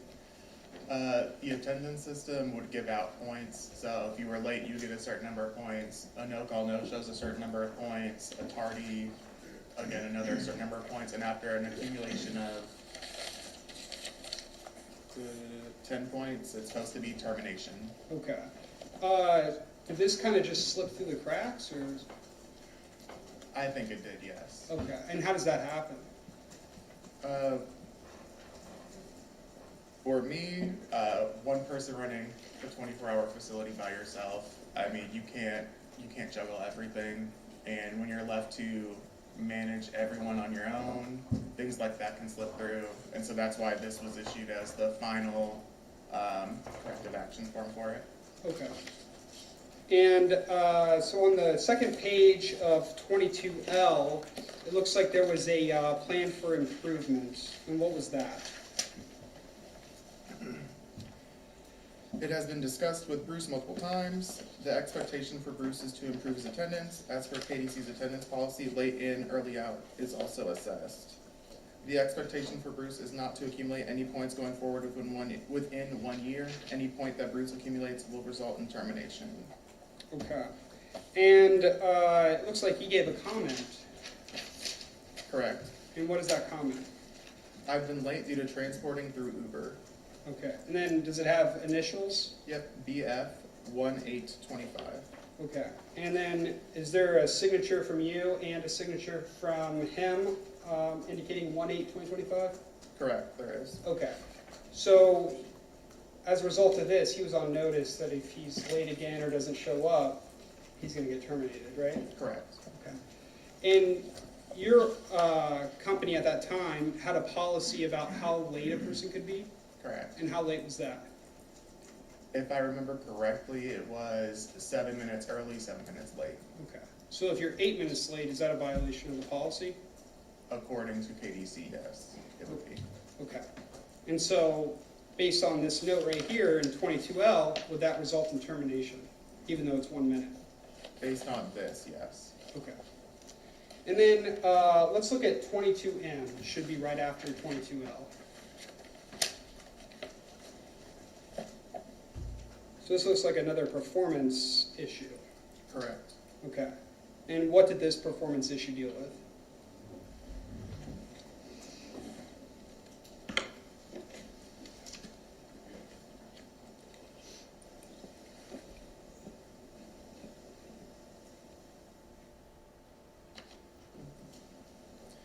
It was performing box checks on the product incorrectly.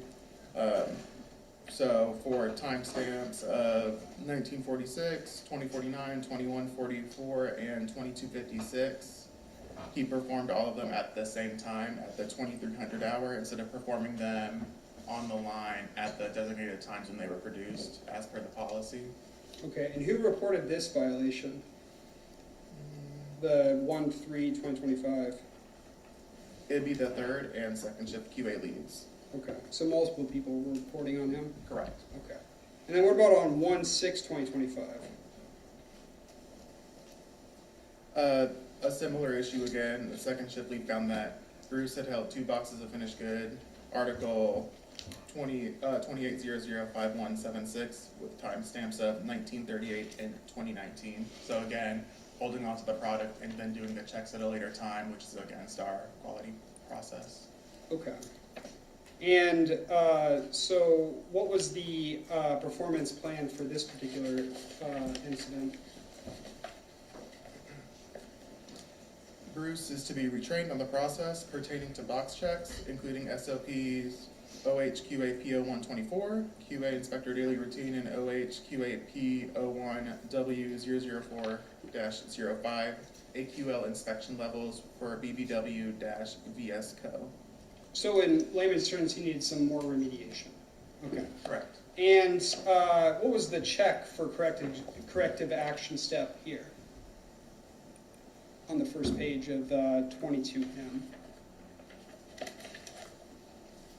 I'm sorry, can you repeat that question? For 22M, what was the corrective action step? What was the check mark for this particular corrective action? Final. Final, okay. And what does that mean? This would be a final warning prior to termination. Okay. And so how many chances do you get after a final warning? It's supposed to be after that, if you have another corrective action, that would be termination. Okay. And on January 10th, 2025, were you made aware of any additional issues? Yes, I believe so.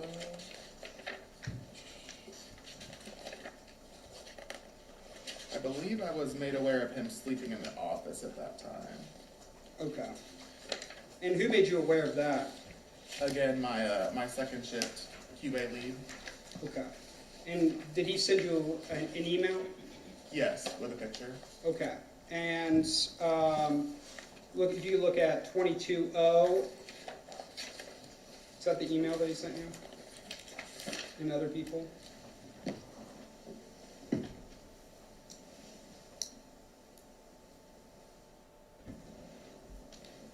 Yes, it is. Okay. And was this problematic due to his other performances, issues?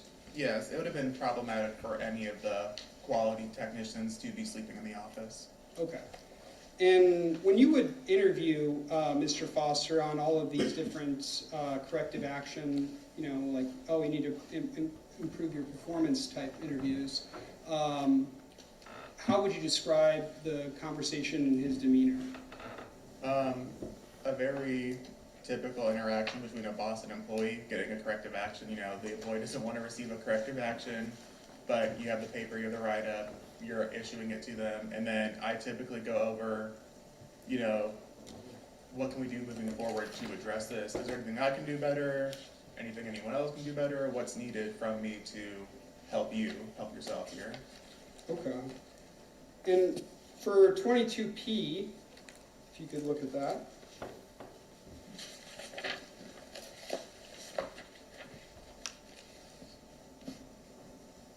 I have it right here. Okay. On the top, it says corrective action step, and it has a check mark. Yes, it's on termination. Okay. And what date was the incident from that? The date is 1/10/2025. Okay. And that was a Friday, right? I believe so. Okay. And do you guys have like an annual shutdown during that particular time frame? Yes, we do. Okay. And would Mr. Foster be coming into the office or coming into the warehouse rather during the shutdown? Typically, no, unless there's work assigned to or people volunteer to come in. For our quality technicians, they almost, I would say 99% of the time would not be there for the shutdown. Okay. And was Mr. Foster there for the shutdown? No, he was not. Okay. And it looks like it says you did not interview him until the week of 1/20/2025. Correct. Okay. Is that because of the shutdown? Yes. Okay, so from 1/10 to 1/21, when you interviewed him, he would not have been there for you to interview him. Correct. Okay. And that's what, 11 days, right? Yes. Okay. Did Tika send him home on the 10th?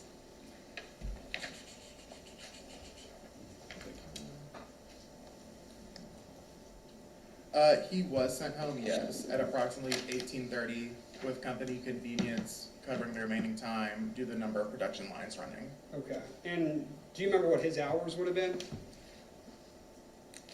As in his hours, he would have been scheduled His to work. working hours. I believe it's 2:30 to 11. Okay. So if he's going home at 18:30, which is 6:30, that's way early. Correct. And what did you do in terms of like asking him questions? How did you ask him questions? Like, what did you ask him? Do you remember? Off the top of my head, I don't remember. It had been to the effect of, why were you asleep in the office? This is what I've seen. This is what other people are reporting to me. Is it something that is personal? Is it work related? Is there anything I could help you with? Okay. Just trying to get some kind of general answer. Okay. So you would have told him that people were reporting on him? I believe so, but I don't know exactly what the wording would have been. Okay. But you're not necessarily with him on a daily basis, right? I've been at the facility on a daily basis, and we more than likely would have seen each other, but it wouldn't have been directly working with him. Okay. Can you kind of describe the hierarchy of the quality assurance department for us? Yes, so it would have been the quality technicians. Those are the people who would do the general work around the production facility, checking in with production, making sure they're doing everything they're supposed to be doing. Then I had 3 quality assurance leads, 1 per shift. And then all the leads reported to me as the supervisor over all of it. And then I had a manager and a director above me. Okay, and what's your manager's name? Vignesh, Okay, and what's your director's name? Matthew Bombach. Okay, or at that time, I know you don't work there anymore, but. Yeah, at the time it was Matthew Bombach. Okay. So it says, could you read where it says, due to our annual shutdown, about what exactly he said?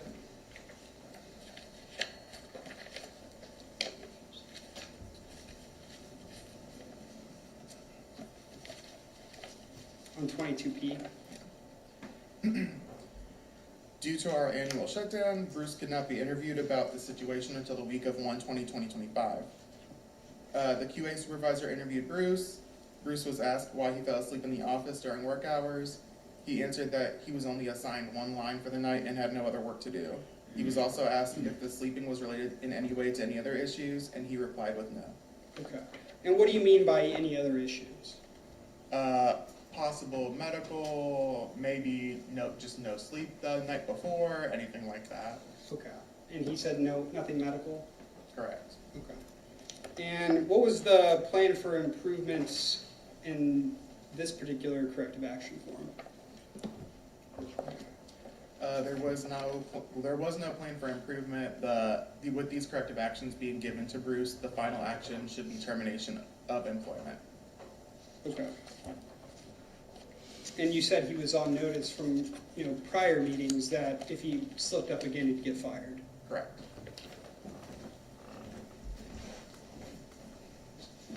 Nothing further.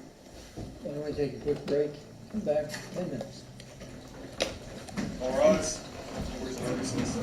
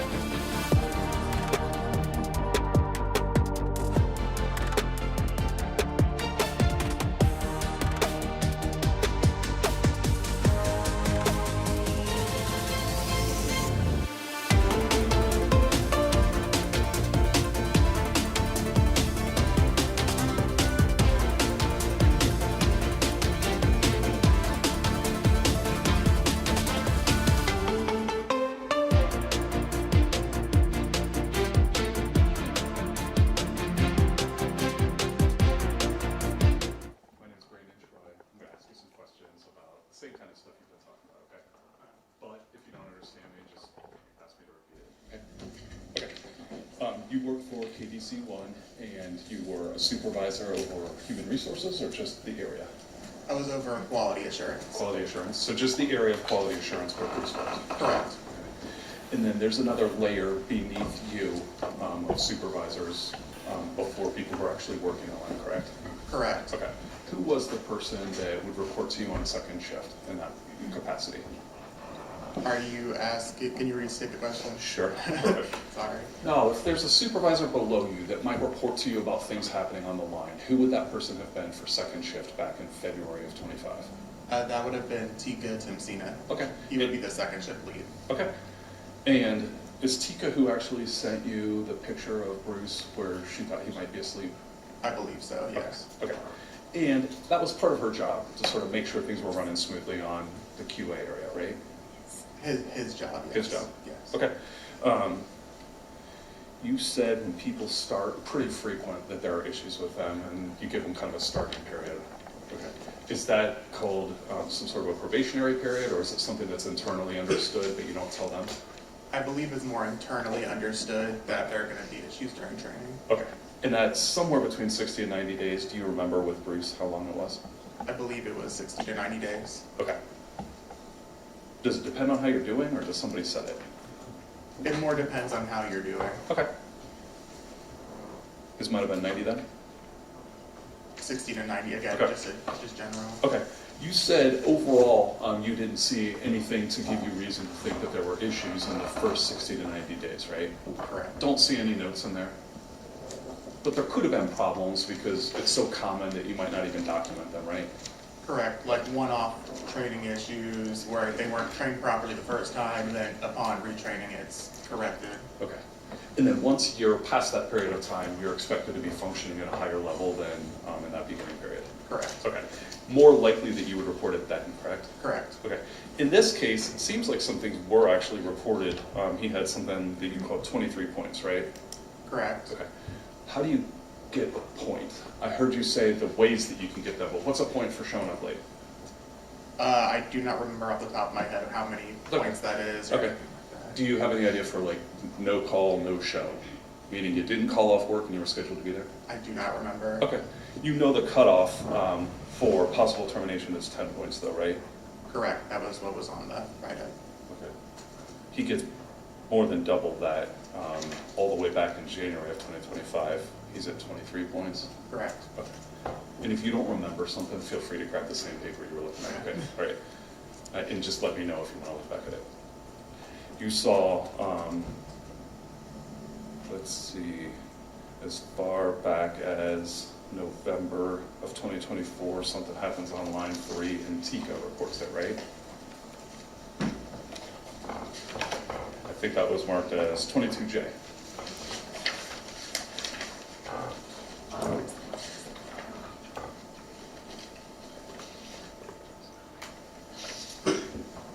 The line lead had found the issue and then notified Tika, who would then notified me. Okay, Bruce isn't the line lead, right? He is not. Okay, so there's a line lead, and then there's Tika, and then there's you, right? Separate departments. Okay. But all of these people might have passed along a message if something was going wrong, right? Correct. Okay, and in that case, the system worked. The message was passed along from the line lead to Tika to you. Correct. And it made the paperwork that you have, right? Correct. Okay. Easy after the fact for you to make reference to. In that whole packet of paperwork, did you get that in anticipation of testifying today? Yes, I did. Okay. Did you turn any of that stuff in, or was it provided to you so that you could prepare for today? What do you mean by turned it in? I mean, was that stuff that you got yourself, or was that given to you today? This was given to me. Okay. Does that look like internal documents from KDC-1 though? Yes, they are. Okay. Do you see the names Kyle Barber and Nick Harris in there? Actually, let me stop you and ask an easier question. Did you ever talk to Kyle Vaver or Nick Harris about Mr. Foster? No. Okay. How about Ben Tamang or Shankar Chapagi? Did either of them ever complain about Mr. Foster? Not that I can remember now. Cigar Wagley or Gavan Sharma? Did any of those people come and complain? Not that I can remember. No complaints, no. Okay. Do you remember anybody having impressions of Mr. Foster? Like that he was a loner? I've been told occasionally it had some like weird things like talking to himself, but I also talked to myself, so I didn't think anything really of it. Okay. You didn't get much context for whether it was a No. full conversation? No. Okay. Kind of mumble to yourself is the exaggeration I think you're using. Okay. It was common enough it flew below your radar when you heard something like that, right? Yes. Land's a little different now that you've heard that he was talking to himself, doesn't it? A bit, yes. Okay. You talk about having a last chance. Is that what it's called? A last chance meeting? A final warning? Yes, he had a final warning. He had 2 final warnings. Okay. And that's all the way back in the beginning of January, right? Correct. Okay. And so when you say final warning and he has 2 of them, final doesn't mean the same thing as it typically does. You have some discretion, right? One was for attendance and one was for performance, so we separated the 2. Okay. So you even have different kinds of final warnings. You get some leeway to let people stay who you think are working? I wouldn't say I get that. I don't get to dictate who stays and who gets all that leeway. Is your job more than to pass along messages from people who are above you in the department? My job would be to report on what the issue is, and then the decision would be above me. I don't get to decide terminations. So you're kind of the person in between the decision and the documenting? Correct. Okay. But you know of at least 2 final warning meetings, correct? Correct. You said a Mr. McNesh and a Mr. Baumbach were people who are above you who may have made a decision like that? Correct. Okay. Did either one of them, to your knowledge, ever have an interaction with Bruce? I believe my manager, Vignesh, did. Okay. As far as the director, Baumbach, I'm unsure if they ever had any You're interaction. unsure. Okay. But one of the 2 people who may be making an employment decision, whose positions were to make a keep or fire decision, at least one of them had talked to him also, correct? I believe so. Okay. And then one of the reasons that you can make a decision, or that your HR department wanted clarification, is if there's some sort of a medical issue, you can give people leeway, correct? Correct, but that'd be again up to HR's decision. I don't mean you, Yes. sorry. You're the company you used to work for. Correct. Okay. And in his case, the photo that Tika documented, the follow-up question in those emails is there something medical going on, right? Correct. Okay. They just want to be careful that they're not firing people who have medical issues, correct? It doesn't seem like KDC one was quick to fire people if it wasn't necessary. Is that a fair summary from you having worked there? That's a fair summary. Okay. Tried to work with their employees when they could? Correct. Okay. And sometimes when they said final, it didn't actually mean final. It might mean that they would have a little bit more opportunity if they wanted to give it. Typically, the final was given, it was pretty final. There weren't too many, I don't recall anything where someone was issued a final and then they'd be there for a year or 2 years later. If they received a final, they were typically on their way out. Typically because they may have another incident, right? Correct. Okay. But in this case, there were 2 different finals given, right? Correct. Okay. Can I have just a moment? Sure. I have any further questions. Thank you. Out of Mr. Hunt, thank you. curiosity, what do they make? What's the product? Bath and Body Works and Victoria's Secret, mostly foaming soaps and shower gels. Redirect. Oh, yes, sure. So there was a final on 1/8/2025 for performance and for attendance, correct? Correct. Okay, so those were both on the same day? I believe so. Let me look at it. I can direct you to the particular ones. I know that next. Looks like 22M is the performance. 22L is absences. Yes, they're both from 1/8/2025. Okay. And then you had another meeting with him after you fell asleep in the office? Correct. And that was after Martin Luther King Day in 2025? I believe so, yes. So like 1/21/2025? Correct. All right. Do you remember how you ended the meeting with Mr. Foster? I don't remember my exact words. I remember stating something like, okay, I'll take this information and I'll pass it up to my manager and the management team and see what the decision is on this. Okay, so on 1/21 of 2025, you said those words to Mr. Foster? Something to that effect, yes. Okay, and he's already been warned for multiple different things. That was your last chance, 2 weeks prior. Correct. Then he did something again.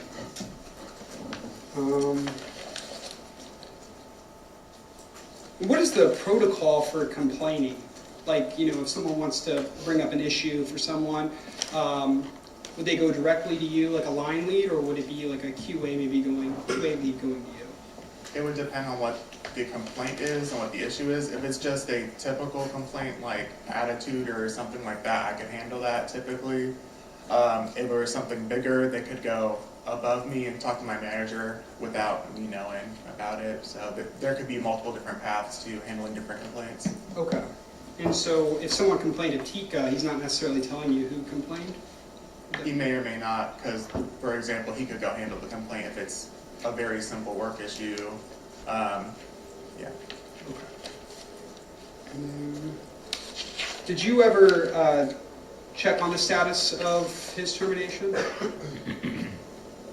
I believe I did, but I can't off the top of my head remember. Okay. One second. I just had it. So you were in email chain with some people from HR? Do you remember? Okay. Let's find that particular email.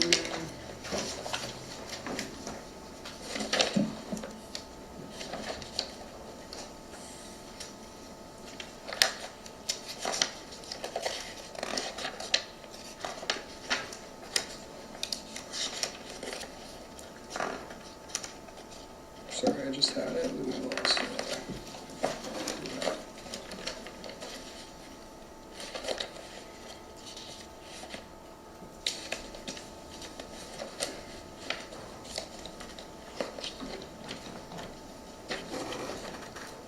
All right, so looks like it's after States Exhibit 22E. If you could go to 22E, there's an email thread. It looks like it says removing Tika. So it's right after 22E. It's in the email thread.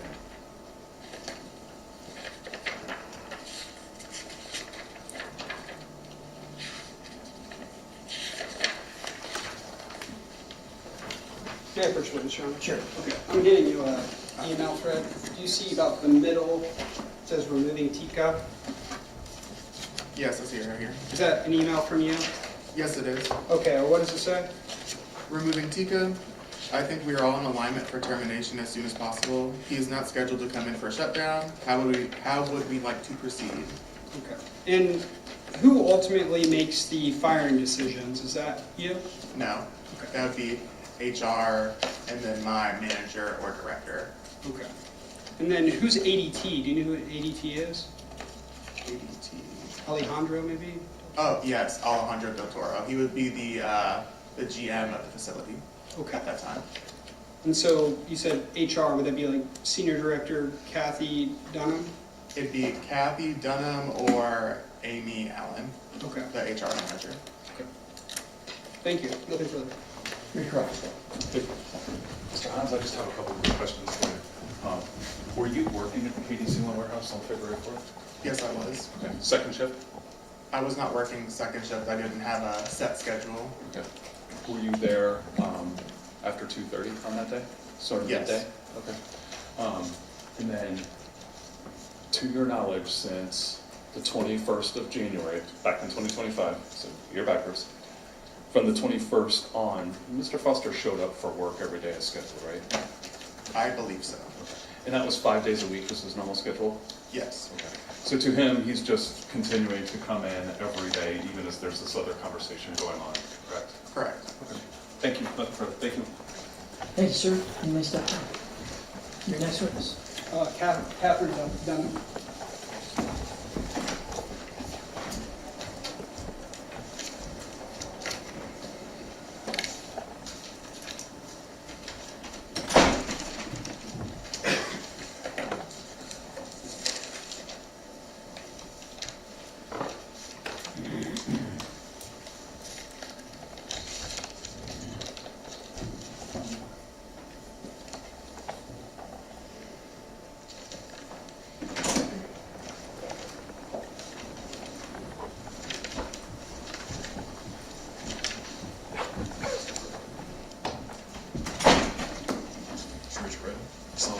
testimony that you're about to give in this case, now being heard is the truth, the whole truth, nothing but the truth, so help you God. May I proceed? Please state your full name and spell your last name, please, for a record. Catherine Dunham, Dunham.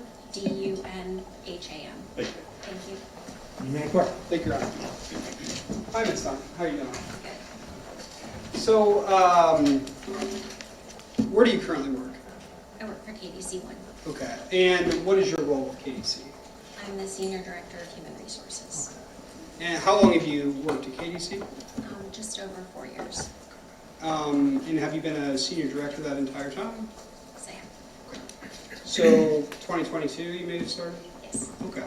And what do you do? What are your daily responsibilities as a senior director of HR? So I have responsibility for 2 manufacturing sites for the human resources function. So the site in New Albany and the site in Groveport, Ohio.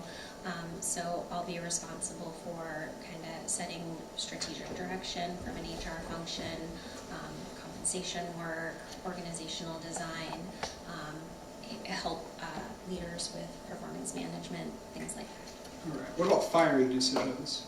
Yes, so I would review termination recommendations, yes. Okay. And how can you explain to us how the termination recommendation process works at KDC-1? Currently or before? Before. Correct. Yeah, back in January 2025 to February 2025. So at that point in time, generally what would happen would be we would have an HR manager at the site.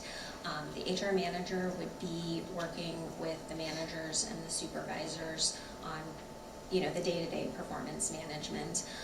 We have progressive corrective action that we would follow steps if employees weren't performing to the standard that we needed them to. When it got, if the corrective action steps had been exhausted and we got past a final written warning, then generally what would happen would be the manager or the supervisor would reach out to the human resources manager, let them know about the situation. Then the human resources manager would send the information to me to review, and I would review and make sure that everything was in line with our policies, that there wasn't any sort of risk to the company, make sure that the employee was treated fairly and consistently, and then we would have our vice president and general manager also review and approve. Okay, and who is the vice president and general manager? At the time, it was Alejandro Del Toro. Okay. So if an email were to say ADT, waiting on ADT approval, that's who they'd be waiting on? Yes, that would be correct. Alejandro? Yes, sir. Okay. And did Caitlin Matos work for you? She was a member of the HR team, yes. Okay. At the KDC New Albany facility? Yes. And then what about Amy Allen? Yes, Amy was the HR manager. Okay. And so you said something about, being in line with, the legal side of things. What do you mean by that? Sure. So part of my role would be to make sure we protect the company so that we are not making termination decisions that potentially could put the company at risk. Okay. From So like Americans with Disabilities Act and FMLA, things of that nature? Yes, that would be correct. Okay. And Mr. Foster, how many times did he work at KDC-1? My understanding from the file is he worked twice. Okay. And so he worked there for a particular period of time? And then what happened? If my memory is correct, he resigned. Okay. And then did he apply for a new job? My understanding is he reapplied, yes. Okay. And then he got that job? Yes. Okay. And so I'm showing you State's Exhibit 22D. If you look at that packet in front of you, this right here. Yes. If you could look for 22D. D as in David? Yeah.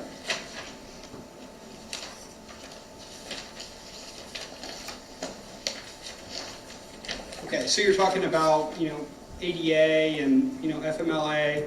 So this looks like this is an email from Mr. Foster, right?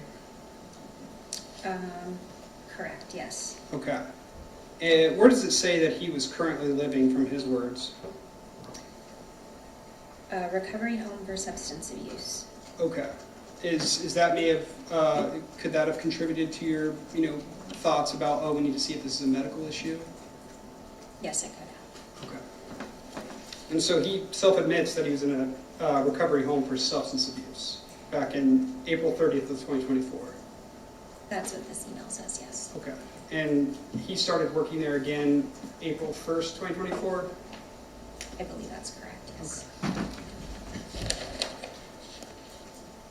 In his position, it was, what position was it? The second time he worked for us, it was a quality assurance inspector. Okay. And who would he report to directly? I believe it was James Himes. Okay, so that'd be a supervisor? Correct. And were you made aware of performance or attendance issues revolving around Mr. Foster?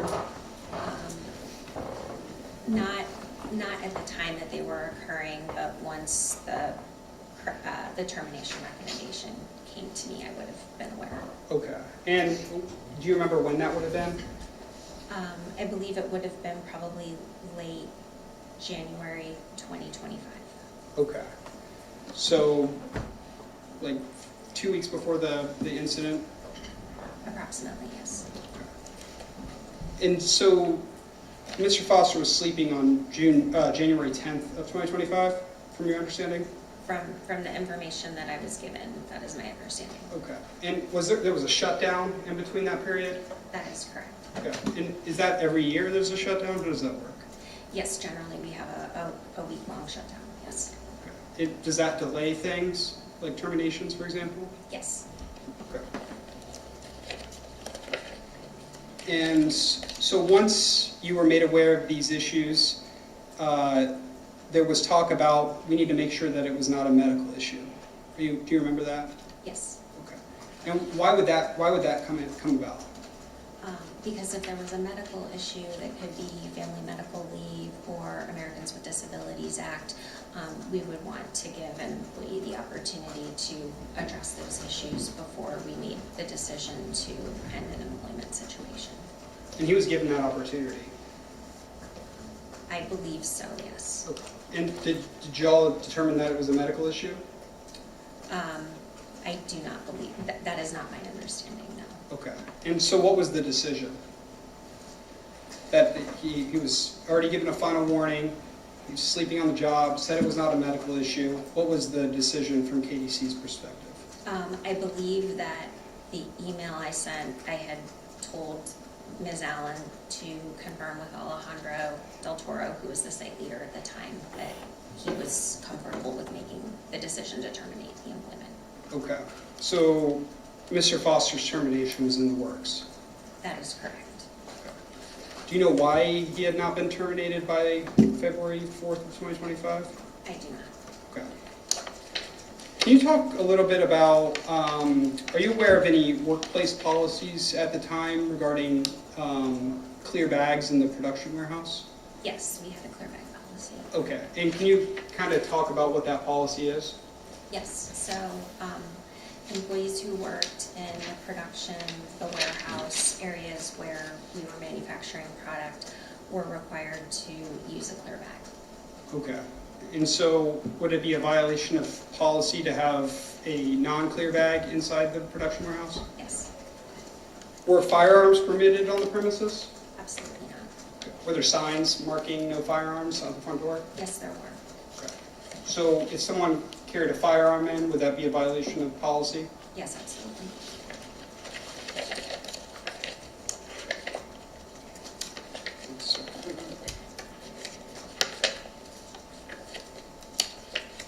Do you know Kyle Baber? Do you know who he was? Yes. Okay. What was his position at KDC? He was a second shift manager. Okay. And what does that mean? So he would have been responsible for overseeing the operations of our second shift production. Okay. And what do they call that? Off-site manager? Off shift. Off-shift manager? Okay. And what exactly, why do they call it that? Because it wasn't the primary shift. So primary shift would be first shift when most of the management team worked, and then off shift would be second shift. Okay. And how many shifts does KDC have? 3. Okay. And what are the hours for each shift? So first shift runs approximately 6:30 a.m. to 3 o'clock p.m. Second shift starts at 2:30 p.m. and ends around 11 o'clock p.m. And then third shift starts at 10:30 p.m. and ends at 7 a.m. Okay. And why is there overlapping between second and third and Yep. first and second? Yep, basically so that we can continue to run the lines. So, and we'll have a kind of, they call it touch and go.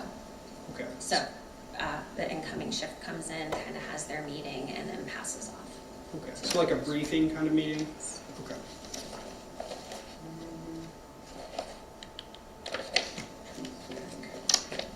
One second.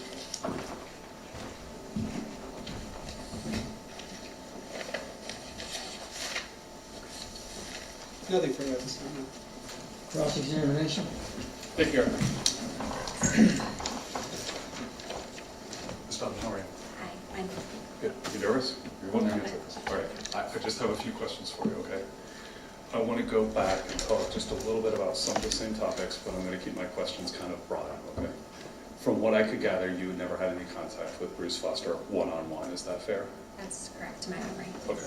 Did you talk to people that you know of who did have one-on-one contact with Mr. Foster?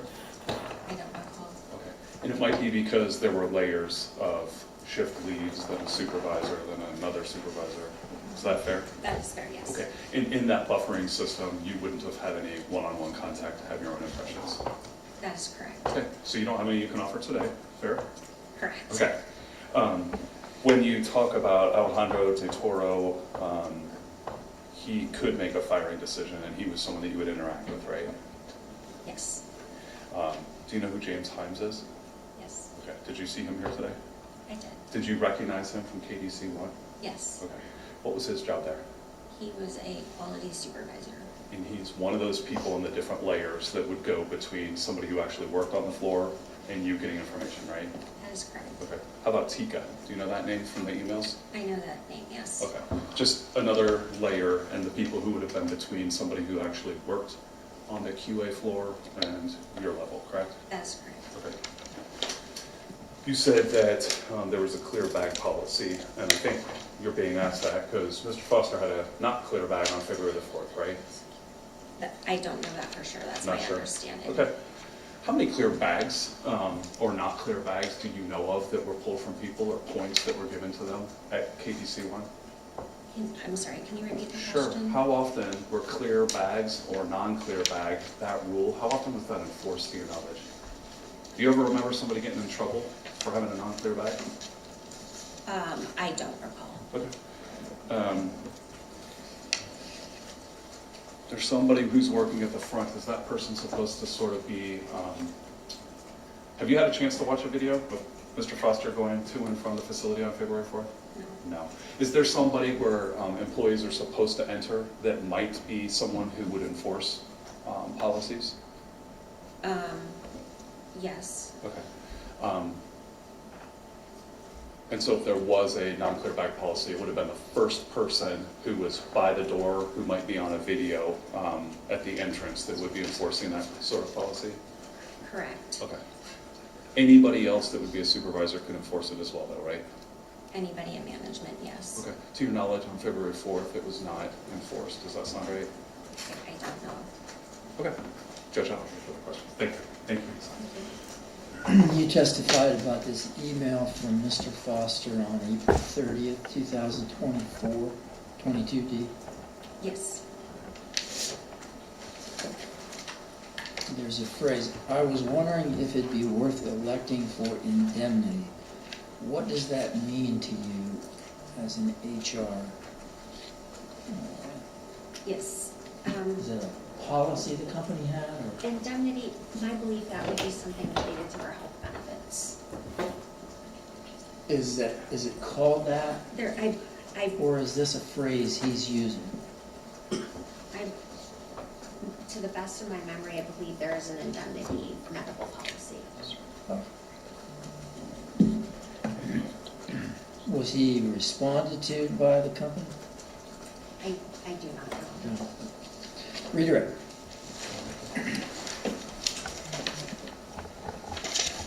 One second.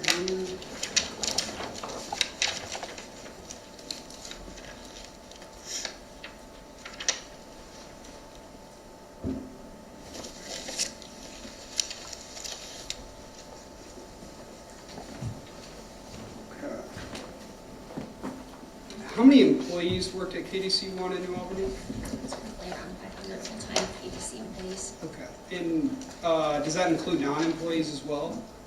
No, that would just be KDC employees. Okay. So are non-employees present at the KDC warehouse as well? Yes, we utilized temporary workers. Okay. And so how many given people would be in KDC, like during the second shift, for example? Probably anywhere 150 to 200. Okay. Perhaps, between KDC and non-KDC. Okay. And Mr. Foster was going to get terminated? To my knowledge, I believe so, yes. Okay. And do you know why he wasn't terminated sooner with having 23 points? The attendance policy? Yeah. So my understanding in reviewing his file, the corrective action steps for attendance policy violations hadn't been followed. So we would need the supervisor to follow the attendance policy and issue the steps. So we wouldn't just bring someone in and say you have 23 points, your employment is terminated without putting them on some sort of corrective action step. Okay, so it may have just fell through the cracks? Possibly, I don't know. Okay. But, so if it would have been identified sooner, would he have been fired sooner? If potentially, yes, if the policy had been followed and corrective action had been issued for each of those, potentially, yes. Okay. Nothing further. Recross? Just real quickly. Ms. Dunn, you were the Senior Director of Human Resources for KDC 1, correct? Yes. You didn't know if he was even going to be fired before February 4th, right? Or on February the 4th? I don't know. No, and it's your job to know about human resources, right? Yes. Okay, so there would be a full conversation before it was ever made knowledge to an employee that a decision had been made, right? Can you restate that? Sure. Before somebody hears the words, "you no longer work here," and they're involuntarily terminated, there would have been a lot of conversation, correct? There would have been conversation. Okay, and it would have involved people like you, and you weren't aware if there was a firing imminent, correct? I believe based on the emails, I had told Ms. Allen to Prosecutors giving you those emails, I'm saying, back then, from your independent memory, did you believe that a decision had been made to fire? Can you restate that? Sure. Going back to February the 4th. You've seen an email now, but back then, had a final decision been made for any sort of termination of Mr. Foster? To my knowledge, no. Okay. And even if there had been a decision made, it would have to be relayed to an employee before they would know, right? Yes, You that don't is put them on the email chain. correct. Right, that'd be ridiculous. So they don't find out until after your group has made a decision. That is correct, yes. Thank you. Thank you, ma'am. You may step down. Thank you. Your next witness. Sagar. Who? Sagar Wagley.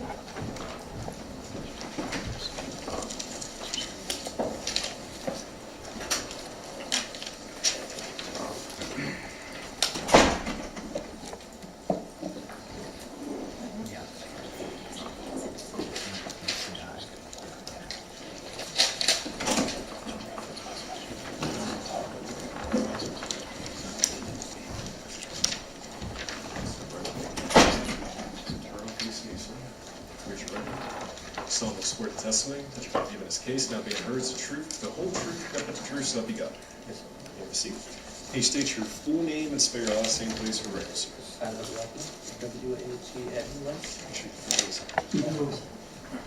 You may cry. Thank you, Your Honor.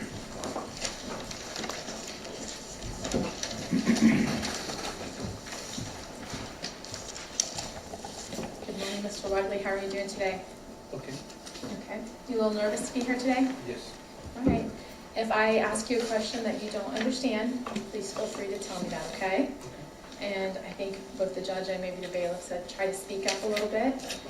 And if you're gonna shake your head, make sure you're talking while you're shaking your head. Okay? All right. Were you working at KDC on February 4th of 2025? Yes. How long had you been working there? For 8 months. 8 months? Okay. And what was your position there? I was QC, quality control. Quality control? Yes. Can you tell the judge a little bit about what you did in that job? We have to inspect the product on the line. Inspect product on the line? Yes. Okay. And what did that consist of, or what were you doing? Were you looking at bottles, or you were looking at boxes? Yes, we were actually looking at the bottles to see if there were any defects, any stuff like that. Okay. And do you know how many boxes or how many bottles you would look at during your shift? I don't know, I forgot. Lots? Yeah, lots of. And was it fast-paced? Yes. So you had to work pretty quickly? Yes. And what happened if you didn't work fast enough for the line? Like, nothing really happens. Like, if there is a major issue, like they have to do a rework, any stuff like that. A rework? Yes. So what's a rework? Like, they have to throw, I think, all the products out and they have to rerun the line again. Okay, so it's kind of not good. Yes. Does the production line, right, they're a different division than the quality assurance line, is that Yes. right? So does the production line get frustrated if the quality assurance line's not going fast enough? Yes. And is it obvious to the QAs? Yes. Is there a board was there a board at KDC? About? A board that talked about what was happening with the line? Yes. And, yeah, good. Sorry, good. And so if there was something on the board, would everybody see that board? Yes. So if the problem was with QA, would everybody know? Yeah, like it would say like if the line was not working, it would say like line down or change over, something like that. And would everybody know what was happening? Yeah. Okay. How many people worked on your shift as QAs? I think 6 or 7. So 6 or 7 of you guys would cover all the lines for the warehouse? Yes. Okay. About how many lines did you usually have to work? 2. 2? Okay. And if you were short-staffed, would you have to work more? Yes. And did you guys all work that same 2:30 to 11? Yes. Did you work with Bruce Foster? Yes. And who else was on your team of second shift QAs? Tika, Seth, Gogin, Shekhar, and me. And how did everybody get along on your shift? Good. Did you have any problems with anybody on your shift? No. Was there anybody on your shift that had some trouble doing their job by themselves? I don't think so. Like everybody was doing what they were supposed to do, I think. Did you have to help out any of your coworkers? On the beginning, I did, but later on, nobody has to help anyone. For the QAs, when you were starting your shift, how does it go? Do you guys have a meeting at the beginning of your shift? Yes. Okay, is that for all of the QAs? Yes. Who else is there? Everybody from our team and everybody from the first shift. So they would tell us like what is happening, like what is the main problem on the line. Okay.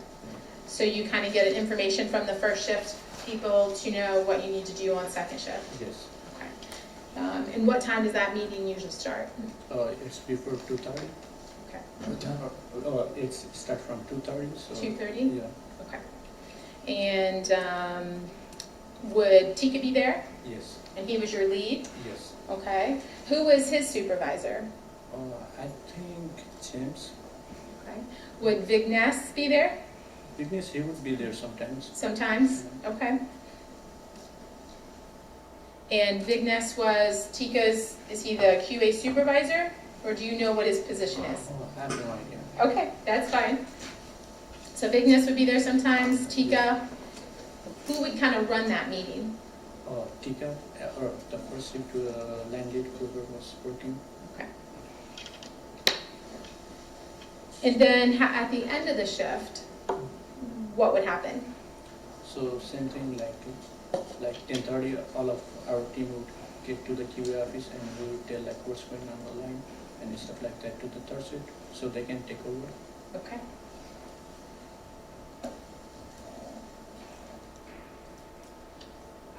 On February 4th of 2025, how did that shift go? Any problems? No problem, like it was small. It was smooth? Yes. Smooth shift? So did everybody get together or start to get together in the QA office toward the end of the shift? Yes, me, Sekar and Rubin were in the QA office, like we were doing our things, like we did everything on our line. We went to the QA office for the shift change, like we were just waiting for everyone to get there. Okay. So you're kind of waiting for the end of the shift and the shift change? Okay.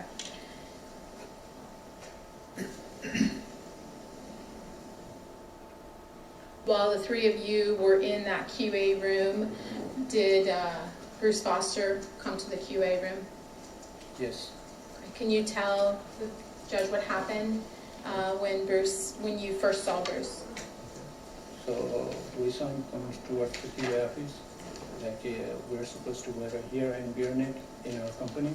He wasn't wearing both of them. He just came straight to our office. He pulled out a gun and he shot Sekar first. Then he shot me.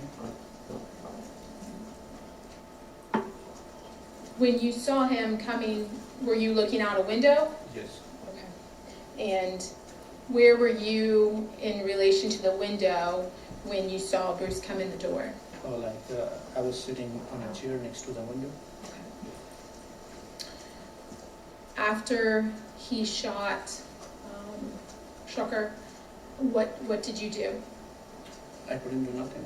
I just saw him, like I just wanted to see where he got shot at. So I was turning around to see where he got shot. As I was turning, I got shot too on my back. Can you show the court where at? Okay. You're pointing to, is that your right Yeah. back Yeah. shoulder area? Yes. Okay. And do you remember the lights being on in the room? Yeah, it was. Yeah, the light was on. Do you remember the lights going off? No, after like Govin, when he started like tussling for the gun with him, then I think like somehow the light got thrown off. Okay. Okay. So you turned to look at Shucker, and then you got shot, and then what happened after that? You started talking a little bit, but can you tell the judge what happened? So as I turned around, he was about to shoot me again. Like I was lucky enough that Govin, he grabbed the gun. So you were sitting in the chair by the window. Where was Govin? Govin was working on a computer in the front. In the front, you said? Yeah, it's a small room, so. Okay. So he saw what happened as well? No, he didn't know. Like he was working, he was facing towards the computer, and I was like this. So that's how it happened. Like he was actually working, so like he couldn't see what was going on. So after Bruce shot you, you're turning. Govin, Yeah. did he turn around as well, or did you see him move? Yeah, he was actually close to him, but like during that moment, I don't think like he knew what was happening, you know. So when he shot me, and as he was about to shoot me again, I think then he reacted very quickly. And Govin, and you saw Govin Yeah, grabbed the gun. grab the gun that was in Bruce's hands? Yes. Okay, and I think you used the word tossling, or earlier? Later on, yeah. I think like when he was trying to get the gun off of him, I think like that's how the lights got thrown off later on. So when they started tussling, what did you do? No, like as soon as Govin grabbed the gun, like I ran out, like I was trying to get help from other people, but nobody wanted to come in and No help. one wanted to come Yeah, in. so I was going back inside there, like I was going there, but like somehow like Tika had the gun, like after that I don't know what happened inside him. So by the time you got back to that room, Mhm. Tika had gotten there Yeah, and had the gun? yeah, Okay. Did you see Govin at that point? yeah. And what had happened to Govin? I think like he got shot from here, like yeah. What did you do after you saw Tika with the gun?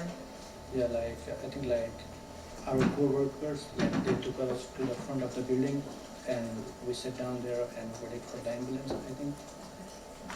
Were you taken to the hospital that night? Yes, Okay. And were you treated for your gunshot wound? yes. Have you fully recovered? Mentally not, physically yes. You have any pain remaining in your arm or anything? Yes. Yes. And you said not so recovered mentally. Yes. Can you tell the judge kind of what this has been like and how have you been dealing with things? Yeah, it's really tough, like seeing the person you care about, like got their life taken away in front of you, it's really hard to deal with that, so I would say Are you able to work at this time? no.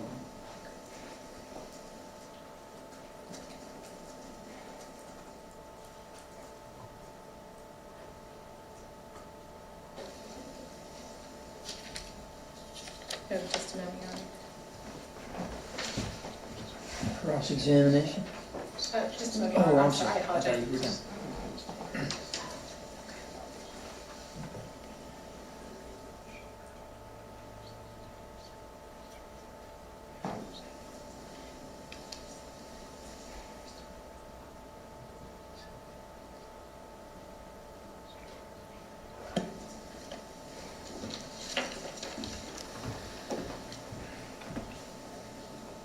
Just a couple more questions. Were you working on January 10th when, and did you see Bruce sleeping in the QA room? Yes, Was that the first time you had seen that happen? yes.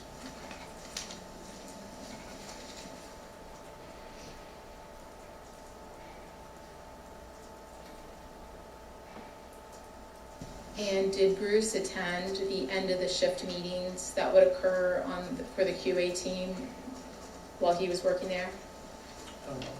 Like beginning of the shift or the end of the shift?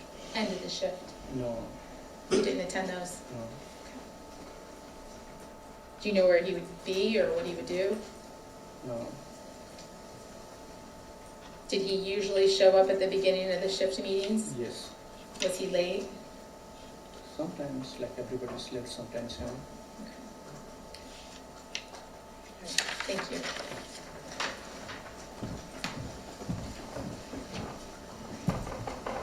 Cross. Thank you, Trevor. Mr. Wagner, I just have a few questions for you, okay? Back on February the 4th, how long do you think you had known Bruce Foster? Since I started working there, for I think 8 months ago. Okay, and did you work 5 days a week? Yes, Did you see him most every day? yes, So he's someone who you definitely knew as soon as you saw him, right? yeah, Okay. On the day that you're describing him coming into the office, when you looked over, did you know who it was? yes, Right away? yes, Okay. Was anything hiding his face? no, When you used to work, you have a mustache. Did you have to wear something Yes. covering your face? yes, Okay. Did you have to wear it so that your mustache was covered? yes, Did Bruce have a beard back then? yes, Okay, so a lot of times when you'd see him, he would have a mask over his beard, right? yes, He wasn't wearing a mask over his beard when you saw him in the office, right? no, Had you ever had any problems with him before? no, Just co-workers, right? just cool. Okay. How about, you mentioned Gavin or Shakar. Do you know if Shakar ever gave Bruce a ride? Yes, he did. He would help him at times, right? Yes. Okay. And he would give him a ride to his job because Bruce didn't have a car, right? Yeah, he actually dropped him like 2 times to his house because he didn't have a Uber or something like that. He was kind to him? Yeah. Okay. You don't know of Gavin or Shakar having any interactions that were bad with Bruce, right? No. Okay. And that's the same with you? No problems ever, right? No. Okay. I appreciate you answering my questions. Thank you. Nothing further. Redirect. Nothing, Your Honor, thank you. Thank you, sir. You missed that thing.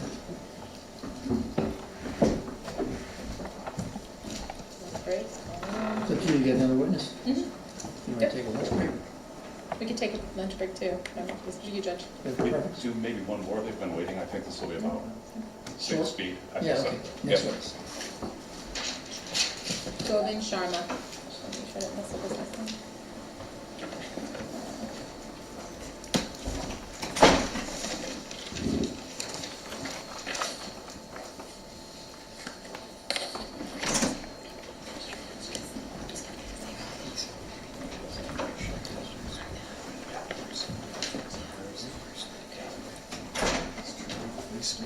Raise your right hand. Solemnly swear testimony you're about to give in this case now being heard is the truth, the whole truth, nothing but the truth, so help you God. Proceed. Can you state your full name and spell your last name, please, for record, sir? My name is Govind Sharma, Sharma, S-H-A-R-M-A. Thanks, sir. You can record. Thank you, Your Honor.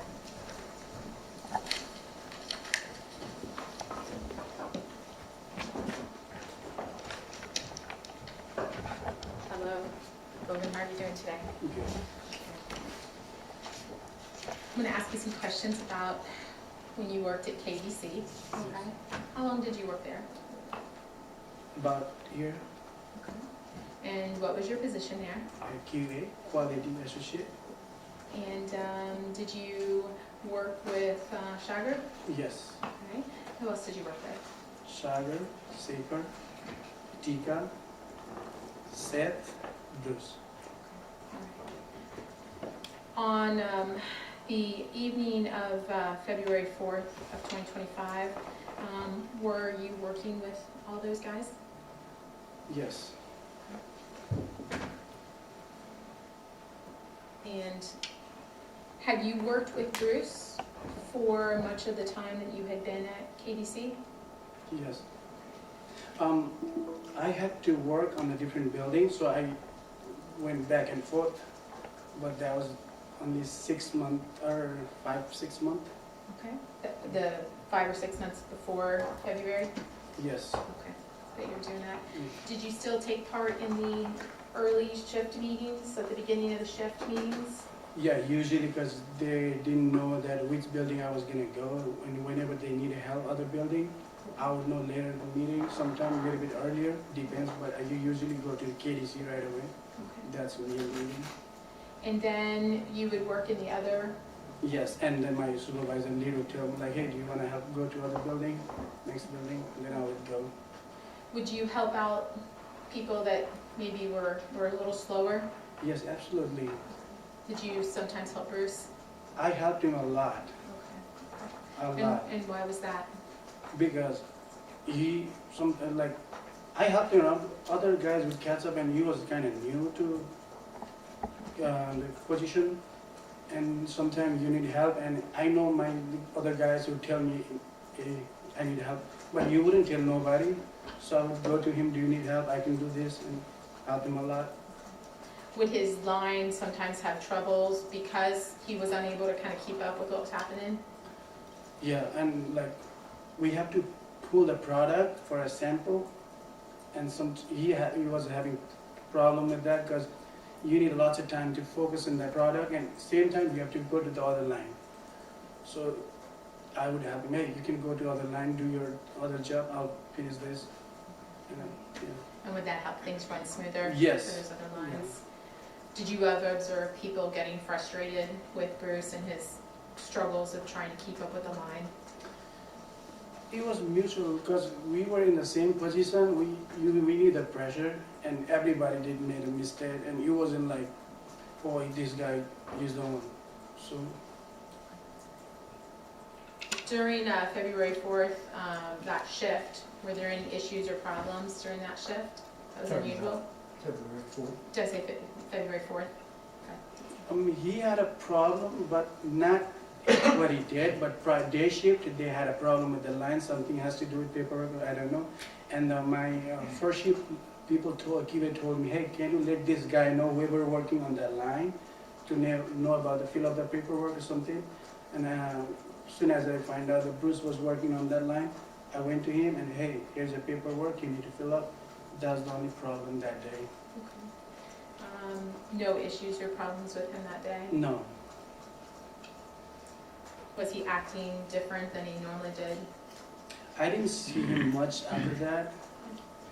And I was helping the seeker, all because he had the products in different lines. And I came from different building to help these guys out too. So they just gave me one line that time and to help around the people.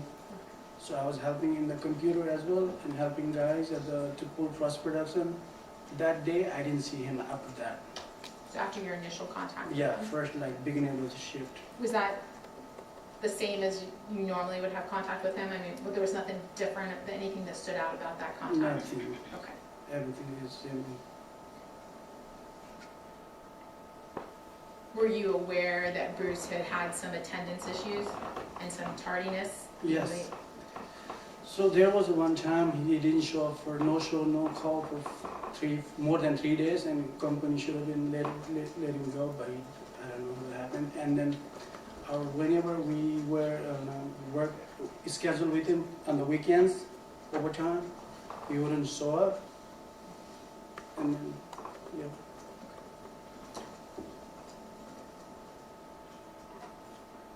Did you ever see Bruce sleeping in the QA office? Yes, actually we all did kind of, like whenever our job line, everything was done, we just took a nap. So it wasn't out of ordinary, like. When your job was done? Yeah. Was that normally at the end of the shift? Or beginning, like if you are waiting for the next batch, you got nothing to do, and you just, rest in the little office. If your supervisor found you sleeping when you should have been out on the line, would that have been a problem? Yeah, probably if they saw you repeatedly just sleeping there and doing nothing, that would have been a problem. But if they knew you were working on 4 or 5 lines and you got nothing to do, common sense. Did you go to the QA room at the near the end of your shift on February 4th? Yes. And I think you indicated you were working on the computer and doing lines at that point toward the end of the shift, around 10:15, 10:20 in the evening. Yeah, Were you working? around 10, I was helping Shaker for the first production that I told. I was helping to pull the bottles sample, and as soon as I was done with him and we both went to the office, I went to the QA room and he went to the other room, that's first production area. He went there and I went to the QA and we started working on my shift report. On your what report? Shift report. Shift report. Okay.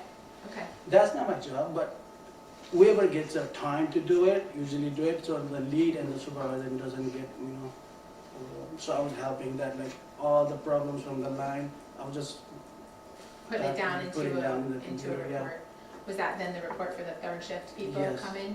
Okay. Okay. Do you remember Bruce coming into that QA office? Yeah, I was typing and asking the guys, hey, what's the problem on your line? Do you have any problem issue that I need to put it on the computer for the next shift to find out?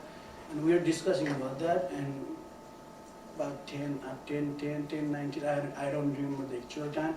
We just saw the Bruce walking towards our office without the hairnet, and then he had the look that he was just mad, So when you say without the hairnet, is that a big deal? Yeah, it's a big deal because we run FDA product and you need to have a hairnet, glasses, so.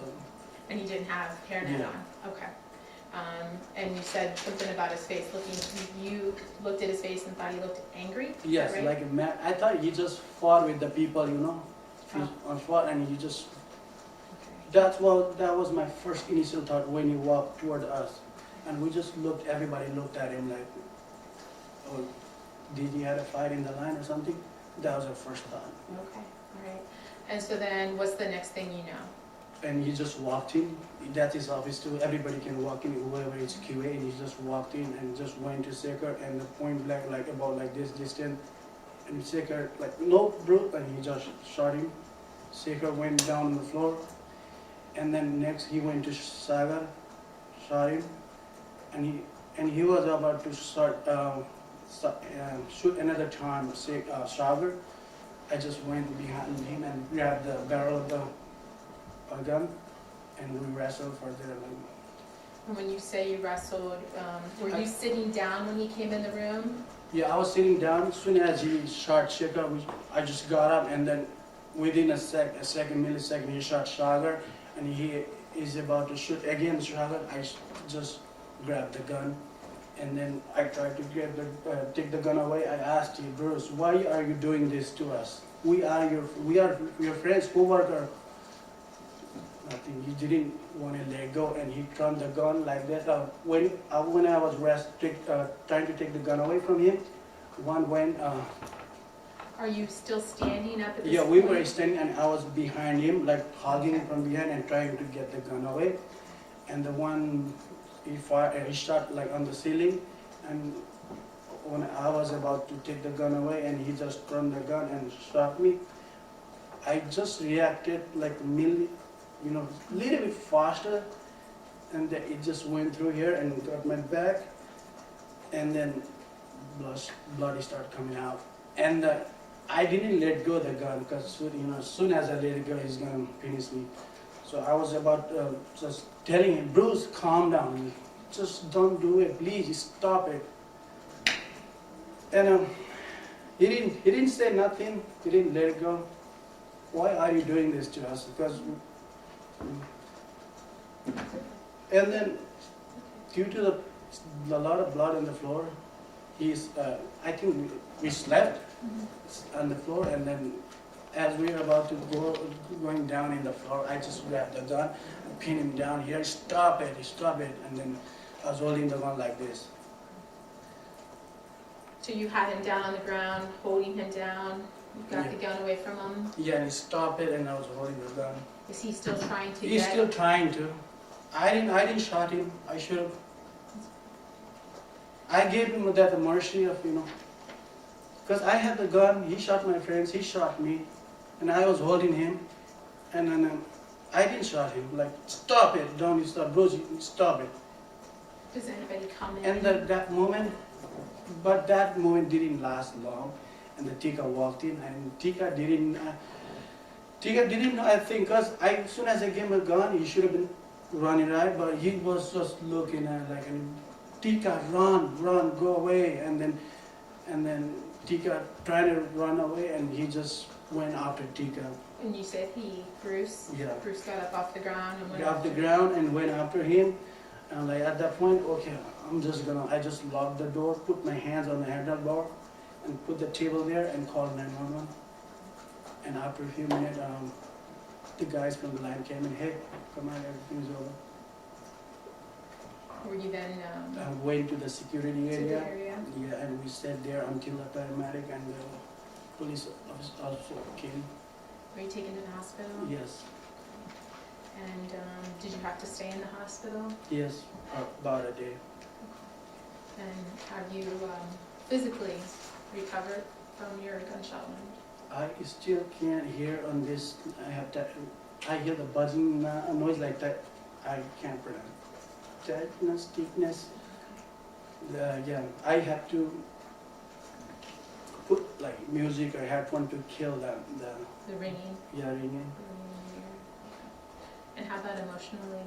How are you doing? I'm trying. Are you able to work now? I'm trying, but I haven't worked since the incident. Are you scared? Yeah, it changed my life, like everything. Just every place I go, I have to think about it. Even my dress, I don't want to wear the same dress that the incident happened, because I think that thing's gonna happen again. And,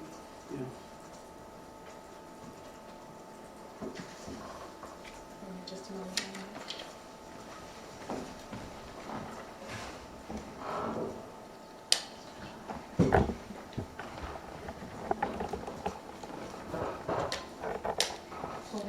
you were wrestling with Bruce to try to get the gun away from him, during that contact with him, did you smell anything on him? Yeah, I smell marijuana.